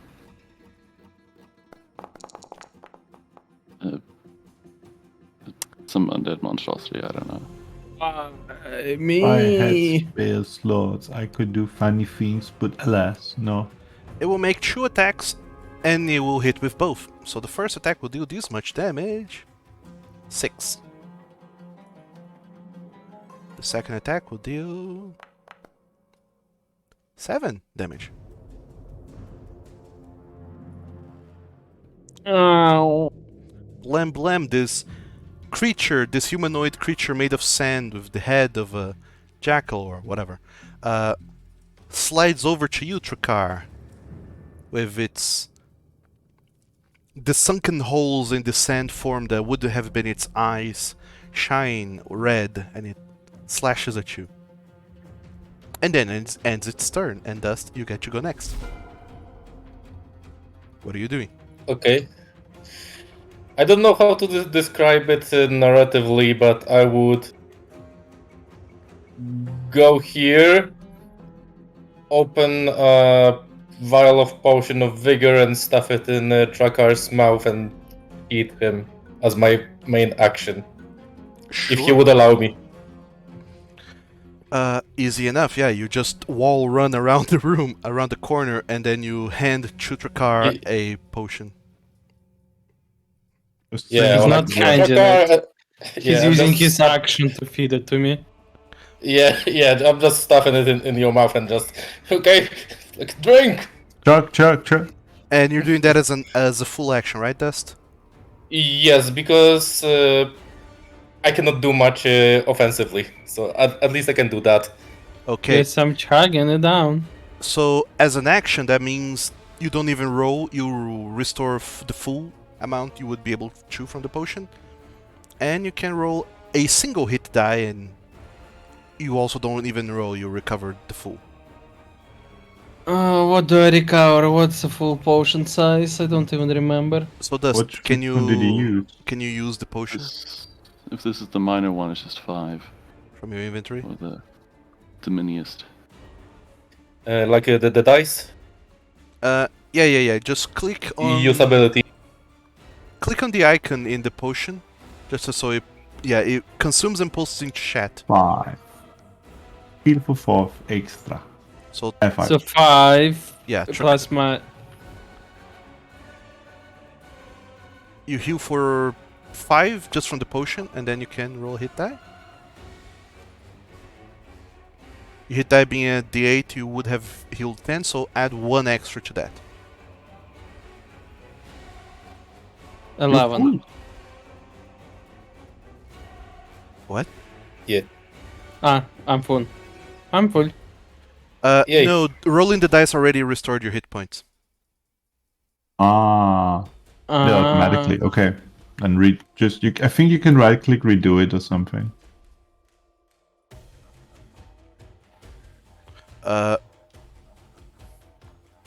But you did recover the 5 from the potion, right? Yes. Okay, yeah, then you're good. Oh wait, no, I didn't. I just rolled a hit die. Well, there you go then. 5 from the potion, 10 from your hit dice, so 15 total, yeah. There you go. Dust, you still have your bonus action? Yeah, I cannot really do anything with it. You can use your bonus action to give Basil a potion, though he would roll it. Oh yeah, then use my second potion of vigor, because I had 2. One of them I manually removed, the other one I removed by clicking the die.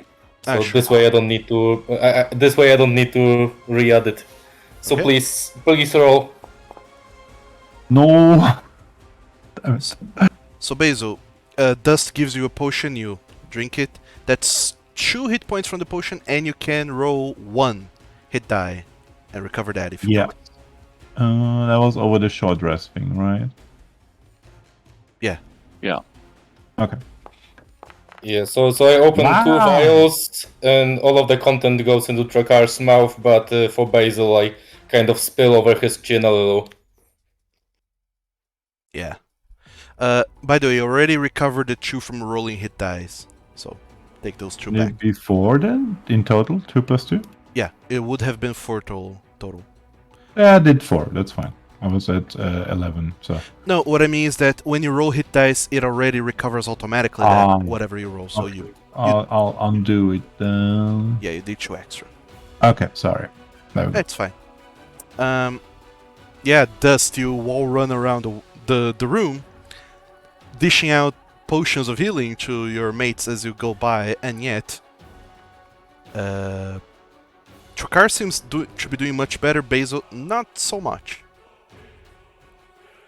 But Yeah, smaller mouth. Sorry, I couldn't aim it properly. Amazing. I and didn't aim your mouth properly.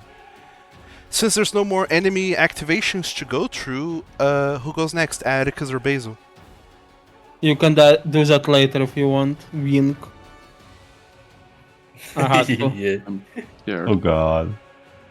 Well, it doesn't matter much. Basil, go first then. Sinchan, what are you doing? Oh no. Basil. Sorry. Is that thing immune to physical, resistant to any physical damage? Do we know? From seeing Dust attack it, you gain the sense that it seems to be resistant to attacks. You don't know the nature of this resistance, however. I'm just moving up to Yeah, actually target the insects. I'm not actually moving because they're beneath everything. So if that thing is equally as resistant, I'm just going to try to kill the bug so we get at least one thing out of the way, and I'm going to attack. Sure, go for it. Critical Nice. hit. That is a crit. There we go.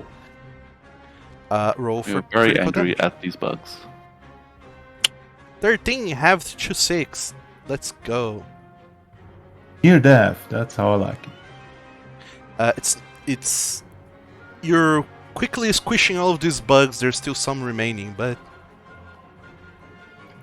yeah. Still no bug cigar. Okay, with my bonus action, I'm going to do a vigor healing, and it's not going to be optimal, but it's my last one, so fuck it. Sure. So you heal 4 as part of drinking your potion. Mhm. And if you want, you can roll another hit die. I believe you only have 1 more. Yes. Yes. Fuck it. Let's go. There you go. Nice. See, cousin, this is how you drink a potion. Nice. And that's my turn. Okay. Atticus. Kill the bugs. I'm going to try. I'm going to very carefully try and slice the bugs off of me, based entirely off of feeling, apparently. Yeah, do some bug killing based on vibes. Yep, bug vibe killing. Well, the alternative is that I use the mining pick, and the implications of that's even more terrifying. It's not a bug, it's a feature. What? Right, I didn't target. 14 will hit. Yeah. So roll damage. Damage. Which is surprising that you're hitting with disadvantage. It's a fighter thing. It's a Well, fighting thing. they don't have 19 AC. Yeah. There you go. You deal some damage, you cleave some more bugs around. Yep. Leaving a smattering remaining. But they're still there. Fuck. I'm gonna continue stomping on them. That's my turn. Okay, make a dex save for Oh, blindness. yes. Please, Mother Mercy, save me from the blind. No. You're still blind. Curse you, -1 dexterity. I never would have thought that this would have been my bane of my existence, my dumb stat. Nope. Fair enough. Okay. Ending the turn is gonna be Dems to start up. The swarm that's right at y'all's feet. It goes first. I'm gonna roll d6, starting with Basil going clockwise. So Basil's 1, 2, Tricard 3, 4, Dust 5, 6. The swarm attacks Dust. For some reason. They are stupid. They are. And they will miss. Not critically, Nice. so you just suffer half damage. And only half of the piercing damage. So 4 points of damage to you, my good sir. I could reduce it, or I could strike them. What's better? I think striking them probably, right? Strike. Oh, Alright. the strike. I have a lot of HP. Okay, I'll just move to again target them and strike. Alright. Wait, what allows you to strike them though? Attack of opportunity. You said They you had haven't moved. Oh, Yeah, they didn't Ah. move. yeah, they Never have to mind, leave never your reach. that.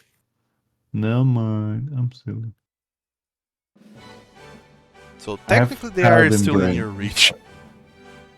Yep.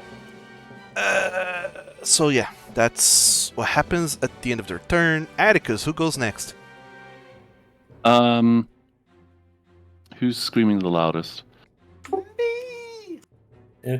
Just a quick question. So it was 17. It was halved twice. No, it's The because damage on me. they didn't hit, so the poison didn't go through. Okay, got it. It was 8 Yeah. piercing, 9 poison, but we ignored the poison, so only 8 piercing halved to 4.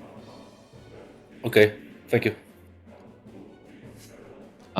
But to answer the question, it sounds like Dust is going next. Dust, alright. Okay. Oh, Your turn is up, Dust. as the bugs try to crawl up my legs, I rise my feet and try to stomp whichever ones I can. Sure. By the way, you can, I believe you should be able to target combatants from the combat tracker. Yep. Yeah, that is true. Never mind. Oh, that's convenient. Nice. No. The bugs have no funny adjective in front of their names. I want my money back, honestly. Sorry.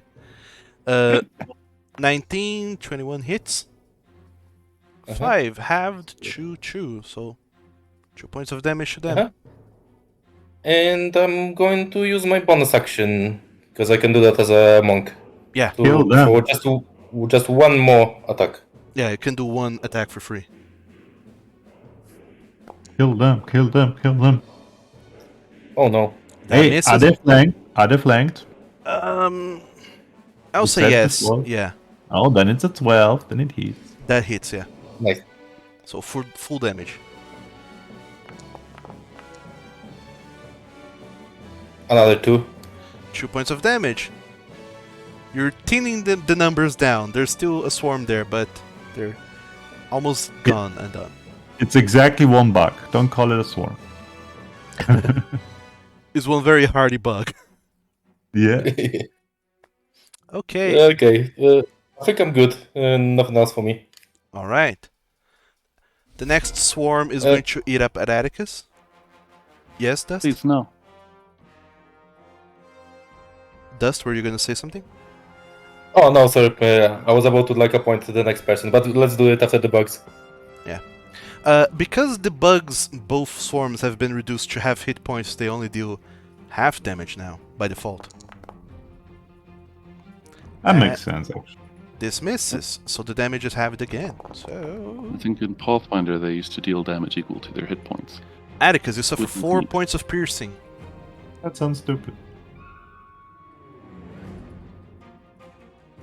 And that'll be their turn. Dust, who goes next? Before the Anubian. Oof. between Tracker and Basil, who did better against? I think it just was. So it can be me. Praka is still missing, right? No, this is a new round, so it can be either of you. Ah, okay. Yeah, nobody has gone Yeah. yet other than Dust. Okay, well, let's go with Basil then. With smites and stuff. Basil, No smite, but I can hit. I hit good. do you want to move to a flanking position beforehand? Am I not flanking the bugs? Oh, you're attacking the bugs. Okay. Yes. I have one brain cell and it is programmed to kill bugs. Sure, go for it. Dude. That will hit. Roll damage. Out of Aha! curiosity, does it have more than 1 HP? It had 3, and thanks to this 5 points of damage, it's gone. I just make a big splat. Oh yeah, absolutely. You splat the bugs. They are absolutely dusted. And do we know if that thing has an attack of opportunity? Did it do it so far? Everything has an attack of opportunity in D&D. Fine. But if it's only if I move out, if I just move around it, it should be fine, right? Yeah, if you move Yeah. around, you're good. But if you move away from its reach, then it attacks of opportunity. Ah, okay, got it. Okay, I'll move over here. No, you can't. There is a throne on your way. No, it's fine. I can move through you, right? And then just go down and Yeah, but the throne is not it's not stopping movement. All right. It looked like a wood. it's difficult terrain, I guess. Yeah, difficult terrain. I mean, this is not Baldur's Gate. You can get on top of furniture. It's fine. Ah. So I sit on the throne for like just a second and then oh wait, and I go on. There you go. I'm done. Basil, who will go next after the Anubian? Who's still everybody except us? So I want Tech to do a thing. Okay. Tak will go next. Who's going to Basil, attack? Basil, Dust, and Trakar, the 3 of you are the only ones who are within reach, so y'all's gonna be the target, unless he rolls a 4, which is the special thing. 1 is Basil, 2 is Trakar, 3 is Dust. I'm so stupid. I forgot about my reaction. I should have moved on different. So Dust is going to target you with its multi-attack shenanigan.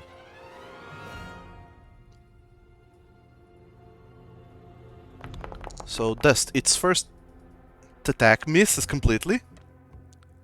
An absolute Yeah. whiff. The second attack, however... I was hoping for a crit, but no, it's just a hit. Max damage at least, so 9 points of damage to you, Dust. Okay. As this Anubian creature made of sand slashes at you. Oh wow. I didn't realize 9 points of damage to you, Dust, was so much. Oh yeah, I'm kind of squishy. I'm like a fly. Just I'm all over. Yeah, monks But are it- described as it's- glass cannons. Mhm. Yeah.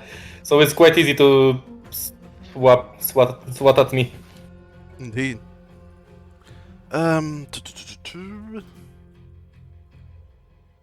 Yeah. Attack. Yup. You're up.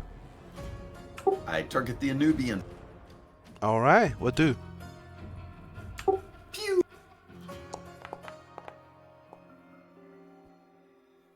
Trent. Wow, that's a critical hit. Go for it, boy. Delicious 24. Mm-hmm. Pew. Ooh. 13 points of magical force damage. Nice.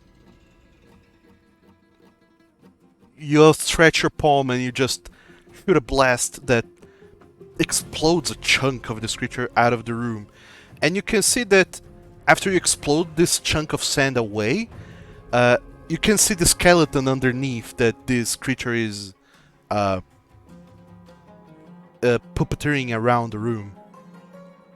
You're not entirely sure if what is going on with this creature, if it is the skeleton or if it's something else, but It's a mystery. Another secret of the sands. It is. Could call it a blast from the past. Aha. That's all I can do. Okay. Poor Tack staying in the corner just shooting rays at people. Well, pew, pew, pew, pew. So Tack, You who say goes poor next? Tack, but he's the only one not covered in fucking insects. It's true. I believe that the person who is fucking covered in insects should go next. Atticus, you're still blind. What do? More of the same, really. Okay. They should be flanked now if you hit them. Yes, they are flanked, so it's just a regular row. Weirdly enough. No, never mind. It's a disadvantage with a +2. That's how Yeah, about to say. flanking works. Well, I'm going to somehow flank a pile of insects while I'm blind. Just swing at them. 19 damn it. hits. Go for it. Yep. Oh no, you Well, already that's put the plus 17. +2. 17 still hits. Yep.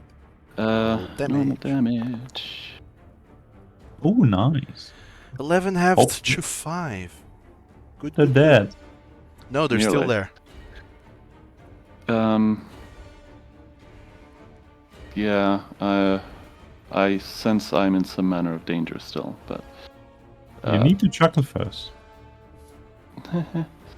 I'm going to try and get some sand out of my eyes. Why are the bugs crawling in there too?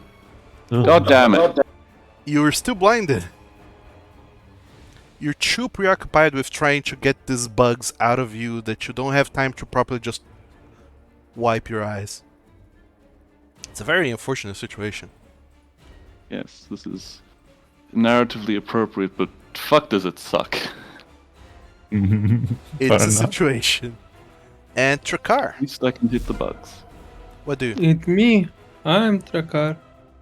Cry. In the corner. Right.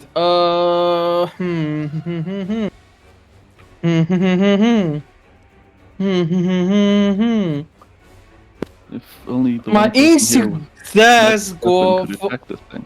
go for the magic non-resistant thing, but I also see that the bugs are almost dead. It's a creature of sand. It would not understand command, right? No. Make it wet. Use water. Probably I speaks don't- Dwarven if it does understand anything. Right. I'm casting. What do I cast? Hold on. Let me think. Action. Viscous mockery. Not to be mistaken, I'll- Laminar Mockery. I'll use vicious mockery on the bug, so Mhm. it's not a bug, it's a feature. Here you go, that's Mhm, what it's going to be. Let me make a saving throw. Just let me scroll back up and look up a thing, cause. Oh, never mind. But I don't remember if the bugs attacked with advantage against you, Atticus, or not. But I think they did. The bugs will wisdom saving throw.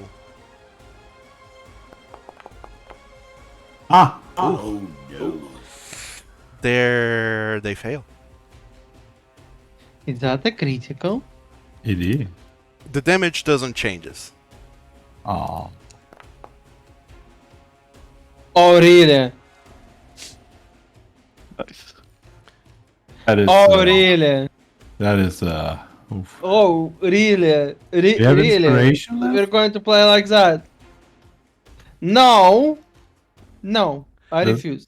Anybody have inspiration left for him? I refuse, but I cannot do anything about it, so killing ward on dust. Okay. You. Ah, there you go. Yeah. 9 them healing dust. Wow. So you like in one sentence you mocked the bugs and then they're on me. Like Yes. vicious. Nice. Yeah. Thank you. You demoralize these bugs by, healing up dust making the bugs question their existence. Like, is this really worth it? We're gonna keep biting at these things, but they are not ever gonna die. It's not ever gonna feed us. Is this all really worth it? And with that realization, exploded the mind of a little bug that's there. You just called it Stinky, basically, for 1 damage. Healing mockery. And that's your turn, right, Trakar? Yeah. All right. Wait, wait. Yeah, it is. You still have movement. Nah, I will not move. Okay. That ends the round, and it starts with Dames now. The Insects. They see Basil coming up. Basil might be a more appetizing target, so 1 and 2 is Atticus, 3 and 4 is Basil. For the bugs, that is. Yeah, they'll shift targets and they'll start trying to jump at you, Basil. But it has disadvantage because of Viscous Mockery.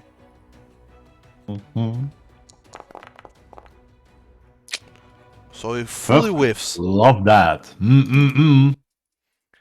They just completely waste their turn. Trakar, who goes next? Basil. I will finish them. For the audacity of attacking me. I've got to appreciate that there was the preemptive attack round where I missed, and then every round of combat thereafter where I've been blind. And yet still hit. You hit. It is amazing. Basil, Oh, you I hit, was- and that's a... Yeah, that's a 21. I'll do a double hand hammer attack just to drive the point home. Fuck you! Hit the You- last one standing. There's one last bug that's all happily coming towards you like, I'm gonna have rat dinner tonight, and then you splat it. No. It's The tiki splat attack. absolutely... yeah, you just make a little gory mess on the ground. Just drag my hammer on the floor just for show. Like, I look think at they've that. stopped. Thank God. Yeah. But yeah, you completely dealt with this thing. You still have movement and bonus action. Are you doing anything, Basil? You should all call me Bug Smacker or Bug Extinguisher, I guess. That's my title now. And no, it's not really worth it. So I'm just going to...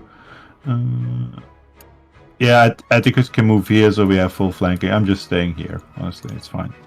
Okay, who goes next? Okay, just have me trip over the prone blind. Atticus. It's fine.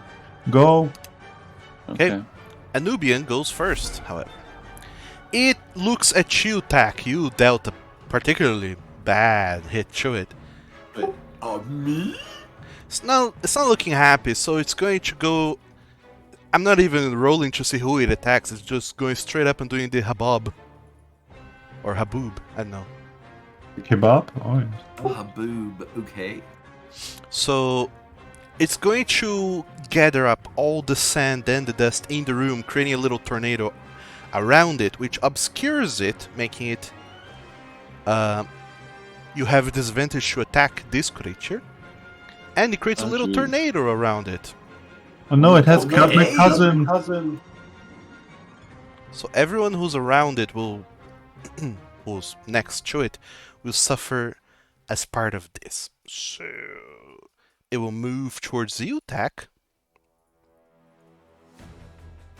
Oh, I I'm was safe. wondering if it was leaving its tornado behind. I was like, that's odd. No, it's just a lot of things for me to move around. Yeah, you And can't do a token and a measurement at the same time, unfortunately. True.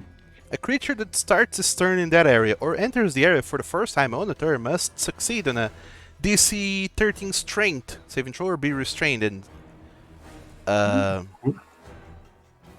because it moved into your territory, Tak, I need you to give me a DC 13 Strength saving throw. Gosh dang it. You know I'm strong. I'm a gladiator. Aha. No one else has to do the save. Well, actually, you do at the start of your turn, so might as Yeah, well. I think. Okay, yeah, I'm keeping that for the start then. Uh, But isn't it when you put out a tornado too? Yeah, that would actually have been. You're right. So I need That's why. Yeah. Trakar and Dust should make a saving throw as well. A strength saving throw, please. Car's not in the tornado? Oh yeah, he's putting it out then moving. Okay, yeah. Well, Really? One short.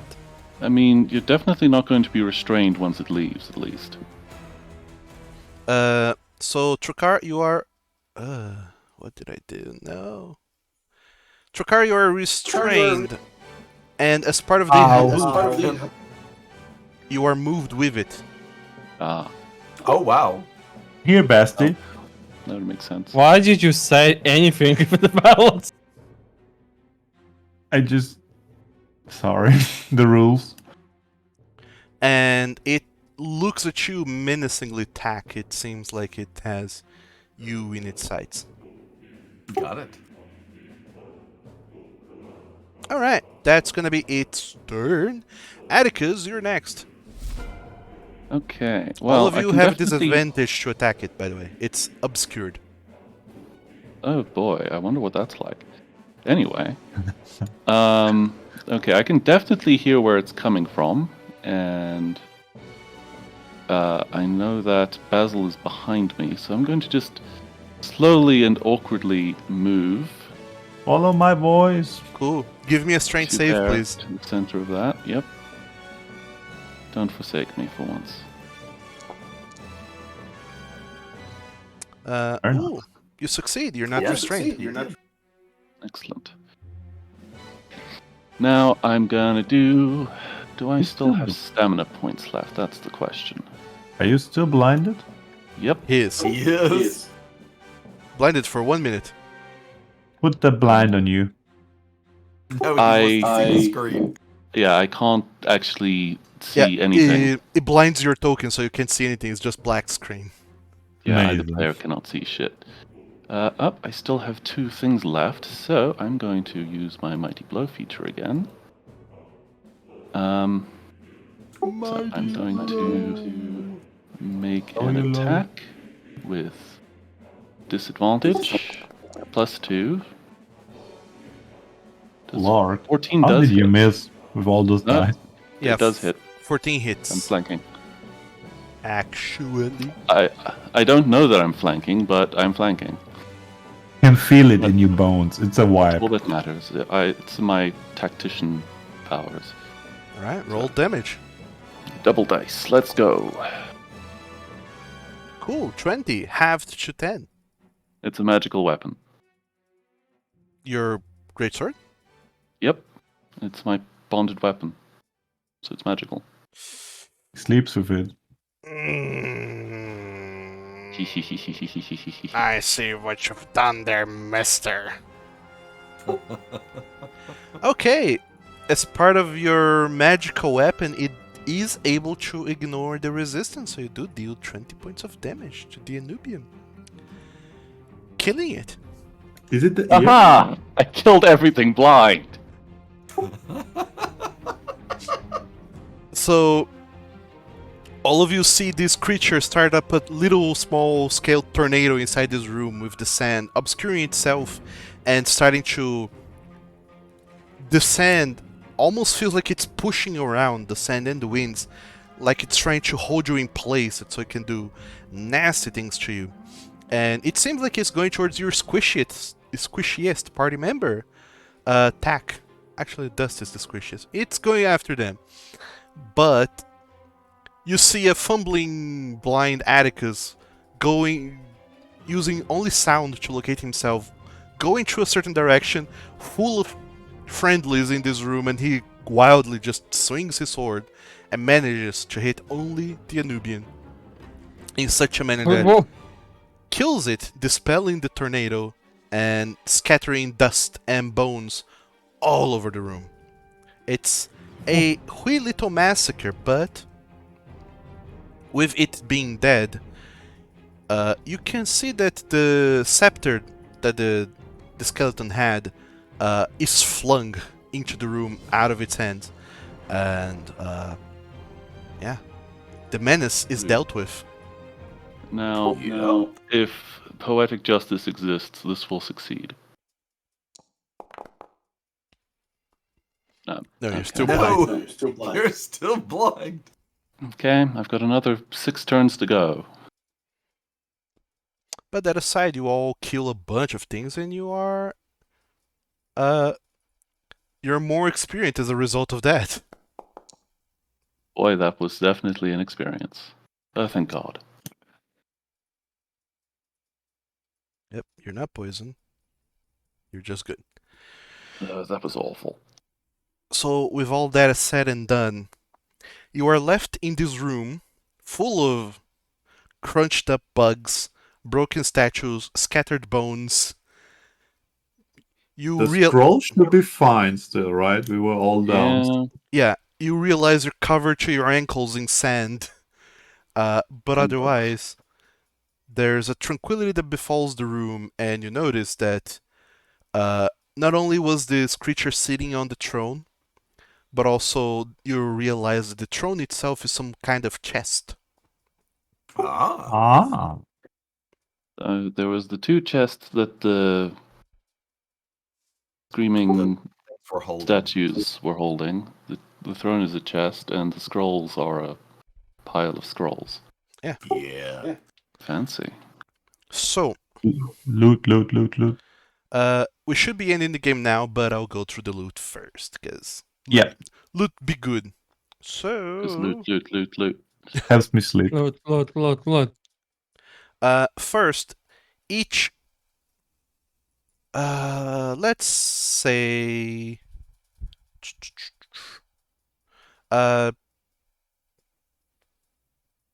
Trakar and Dust, the two of you, please roll D10. This is to find out which one of you is impregnated by a xenomorph. Not quite. Die. 12. Okay, you find 12 gemstones worth 50 gold pieces. Okay, I guess we can add that to the other pile of gemstones worth 50 gold pieces. Throw it on the pile. Inside of the chests, you found these, the small little chest that the statues were holding, and inside the throne, you find more stuff. You find loot. Load. The staff that was flung, you realize it's a proper staff of some kind or variety. Whoever wants to try and identify it, that'll be a Arcana check for those who are trained in Arcana. Arcana. Couldn't be me. Can I keep one of the gemstones? Because I don't have much Yes. stuff in my backpack. What kind of gemstones are those? Who has them anyway? They're not in the Nondescript. party inventory. They are in the party inventory. There are 20 gold piece gemstones. There are 21 of them. But what kind of gemstones? Oh, 50 GP gemstones. Okay, yeah. I'm silly. They are insert name here gemstone. Yeah, Doug, do you have an idea? Like an opal or something? Sure. I mean, I specifically avoid naming them just so they are easier to clump together, but it can be whatever your heart desires. Okay, I'll think of something. Like I'll see what would be appropriate for this price. Sure, yeah. I remember how in Settlers, Doug was disturbing the loot and 3 green emeralds, 5. Yes, it went on long. 4 turtle doves, 3 fruit cakes. Exactly. Tack. It's the party. Yeah. So can someone remove one gemstone and I'll done keep one. so. I'll do it. Thank you. I've already done it. There were 21. Yes, there thank are you. 20. So, Tack, 21. you look at this staff that was flung out of the hands of the Stone King, apparently, and you recognize legends. All the engraved emeralds and other such things into this staff are just decorative, but they're not part of the staff itself. The staff you recognize is a staff of the Python. Oh, it's a python staff. Let me add It's that the to What does it thought do? of the Python. It's the thrill of the fight. the Staff of the Python is a staff that you can utter words and it turns into a Python. A snack. a snake, a giant constrictor, I believe, Yep. that then obeys your commands. Giant constrictor snake. Oh, that's Oh. horrifying. It is. Because I'm pretty sure the giant constrictor snake is fucking huge. You find a potion. I'll need Jesus Christ. an Arcana check to. Actually, no. Potions you automatically identify Okay. as per the rules. This is a Oh yeah, you potion. can just taste them. This is a potion of frost giant strength. Ooh, Ooh. It, yummy. if you drink it, your strength increases to 23 for an hour.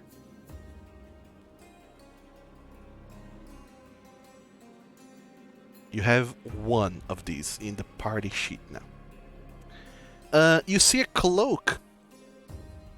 That will require an Arcana check. And must not be typoed under any circumstances. Critical see. success. The cloak, you realize, is a cloak of, weirdly enough, elven kind. Amazing. These dwarfs had very strange outfits. It's very strange. The cloak of elven kind is lengthy. For all of you, is a regularly sized cloak. For you, Basil, it's like a blanket, and for Tak, it's more like a Towel.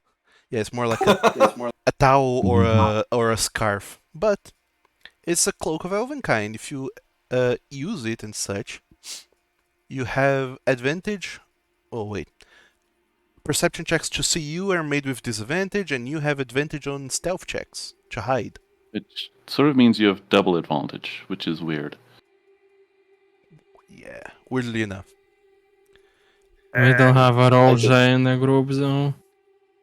You I find tend to go out and scout out. Could I hold on to it?